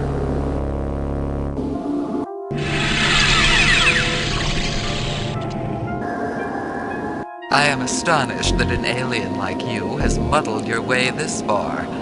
It is a great honor that we share the Riddle Master's questions to the gerund. The last question. Answer this. There are two present. Only one may go. Why should you be the one to leave this place alive? Discuss this. I will answer questions if I can and will. You might want to discuss this with me to explore your options.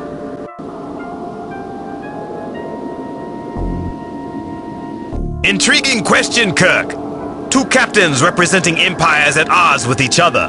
The Federation is no empire, Clar, and the Organian Treaty assures we are not at each other's throat. Be honest.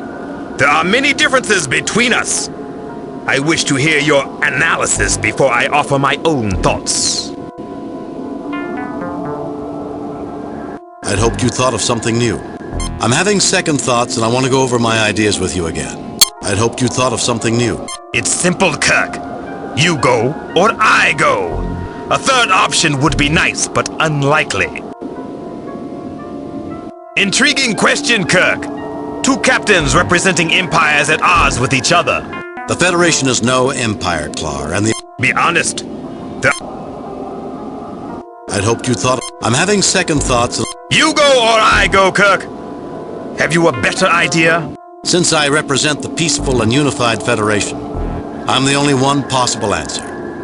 We would share the brassica knowledge, even with the Klingons, but I doubt the reverse would be true. This is best for everyone. I might surprise you, Clar. I believe the brassica will come to us in time. The Klingons need the civilizing influence they offer, and you're the best representative. I'll bow out, and you proceed. I don't like the choices. I want another alternative, but I'm not sure there is one. Since I represent the people... Your arrogance is without limits, Kirk. Don't assume. I will not let you casually throw away my life. I'd hoped you thought... I'm having second thoughts and... You go or I go, Kirk. Since I might surprise you, Clar. I believe... I don't believe you, Kirk. You're no martyr.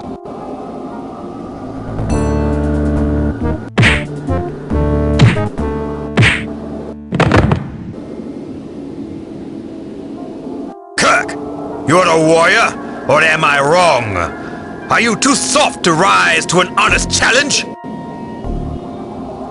I'm no martyr, but I think that's the best of bad choices. You're the best choice to be allowed to leave if only one of us can. Another time, another place, I'd fight you, Clar, but not now. I'm having second thoughts about you being the one to leave. I'm no martyr, but I think that... Very well. I accept your decision, regardless of what I think of it. I'd hoped you... I'm having second thoughts and I want... You go or I... Since I don't like the choices. I want another alternative, but I'm not sure there is one. I feel the same, Kirk. I have a thought about how we might deal with the question. Go ahead, Clar, I'm listening. Forget it, Clar, I have my own ideas. Go ahead, Clar, I'm listening. They're asking us to choose one to proceed and one to remain. That's the implication of death for the one who remains. I concur. They want an answer that either I live and you die, or you live and I die. I say we answer, we both live, or both die. Good concept. What if they refuse? We choose it, whether they offer or not. And if it's not the answer I give? We shall see, won't we? We're ready with our answer. We have questions. We're ready with our answer. Let the one who would answer be the next one to talk. We're ready with our answer. Let the one who would answer be the next one to talk.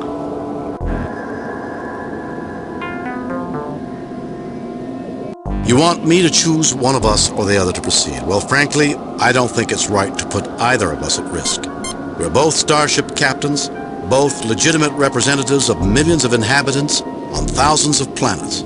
I want another alternative, another choice. Captain Kirk, you have stepped forward to make your choice, and that choice is very simple. I proceed from this room alone. Allow Captain Clar to proceed from this room alone. We both proceed from this room, or neither of us does. There is no such option offered. What exactly do you mean by choosing in this way? That perhaps you should both die? No, Brassican, it means we're changing the rules. You want one to remain, perhaps to die, and one to go on? We refuse to play that game. You want to meet with us as much as we wish to meet with you, so take us both through, or let us both remain in this surreal purgatory forever. Take it or leave it. You have confounded me, Captain Kirk. I did not believe you would make such a choice. But I declared all along that this race had the qualities we sought, the understanding of both leadership and sacrifice. Captain Kirk, you have achieved all that I, at least, had hoped of you. It is time for us to greet you face to face.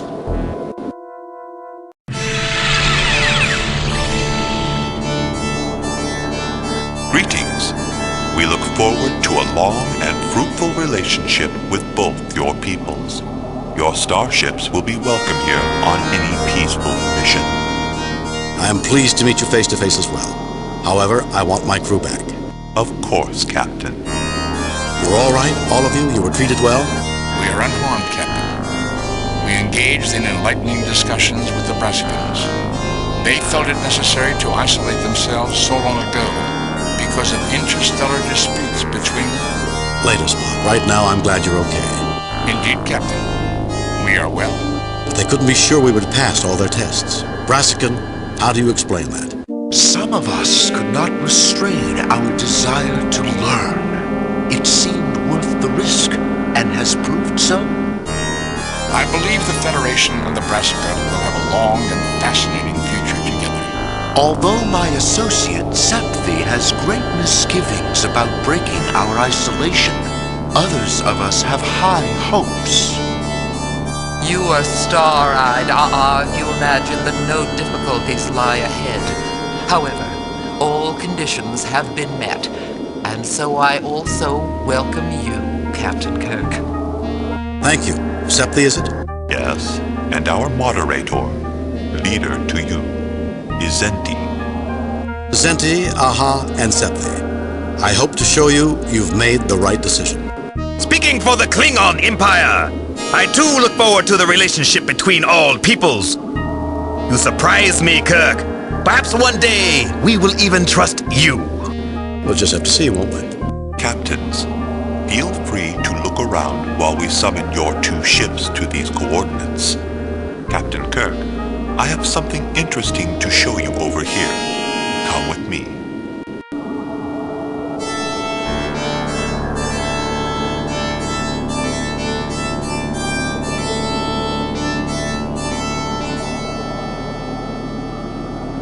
Captain Kirk, I have misgivings about the Klingon race. For our mutual protection, here is a paralens disk of data which I want you to have. With this knowledge, you can come to our defense. Will you take it and safeguard our future? Yes, I'll take the disc. Not without knowing more about it. No, take it up with the Federation ambassador when he gets here. Yes, I'll take the disc.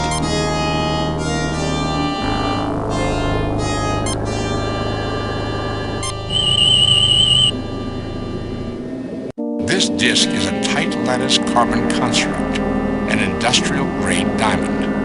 It can probably be shattered rather easily, although it should not break if simply dropped.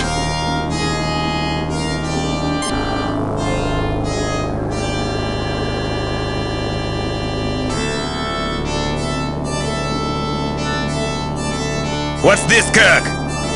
It looks like a paralens. Zente! What do you know about this? Captain Kirk, is it your intention to turn over that data to Captain Klar? Yes, in the name of the trust and cooperation, Captain Klar, the data disk belongs in your hands. Not only to show it, Captain Klar, do you have anything to share as a result of seeing this? Yes, not only to show it, Captain Klar, do you have any... Are you suggesting, Captain, that I might have secretly been handed one of these also? I was told this disc contained a scan of Federation space. Fancy that. The Brascan Septhi said this disc contained a scan of Klingon space. Playing both sides, Zenti? Perhaps, Captain Kirk.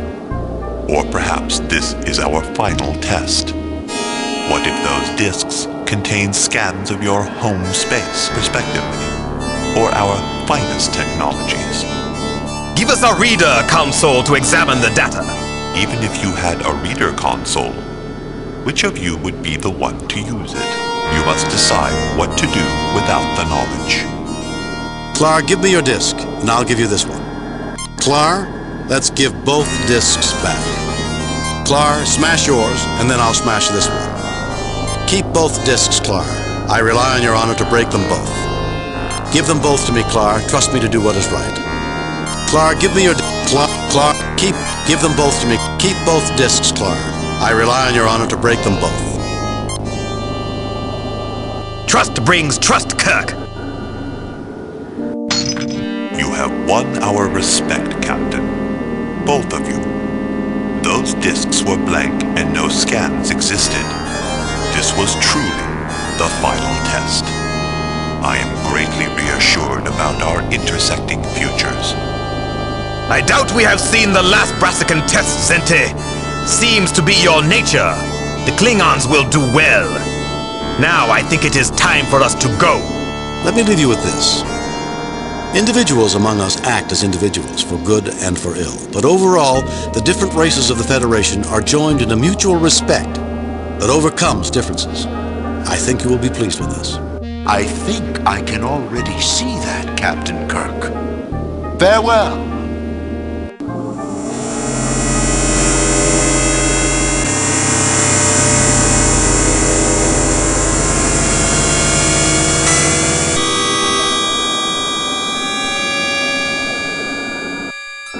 Captain's log, stardate 6270.5. We have succeeded in making informal contact with the Brassica. We look forward to a long and productive relationship with them. So, Lieutenant, you turned down the Brassica's offer to become the Federation official ambassador. Not in my job description, Captain, and they were probably just testing me. A formidable accomplishment, Captain. Establishing diplomatic relations with a new and advanced alien race. Improving our relations with the Klingons? Impressive. Thank you, Mr. Spock. Everyone's so cheerful today. Even Spock's in a good mood. This makes me nervous. Message from Starfleet, Captain. There's my answer. I reviewed your report from your recent assignment, Captain, and have a few comments. I am very pleased with your performance. It was a perfect mission, Jim. Your reputation as Starfleet's best starship captain is secure. Kane out. Another message from Starfleet. On screen. Jim, we have evaluated your current series of missions, and we are impressed. Starfleet Tactical is going to be using a lot of your recent actions and putting them in the Academy texts. I'm glad Starfleet approves. I'll see what I can do to get your crew some shore leave. In the meantime, keep up the good work. Starfleet out. I've never thought of myself being in some textbook. Most of the people who make it into the textbooks never think about it either. An astute observation, Doctor. Why, thank you, Spock. Of course, given the frequency of your observations, the odds that you would eventually say something relevant to a situation are... I don't think we need to hear that, Spock. Well, now that we're a happy Starfleet family, let's get to our next mission. And some shore leave, I hope.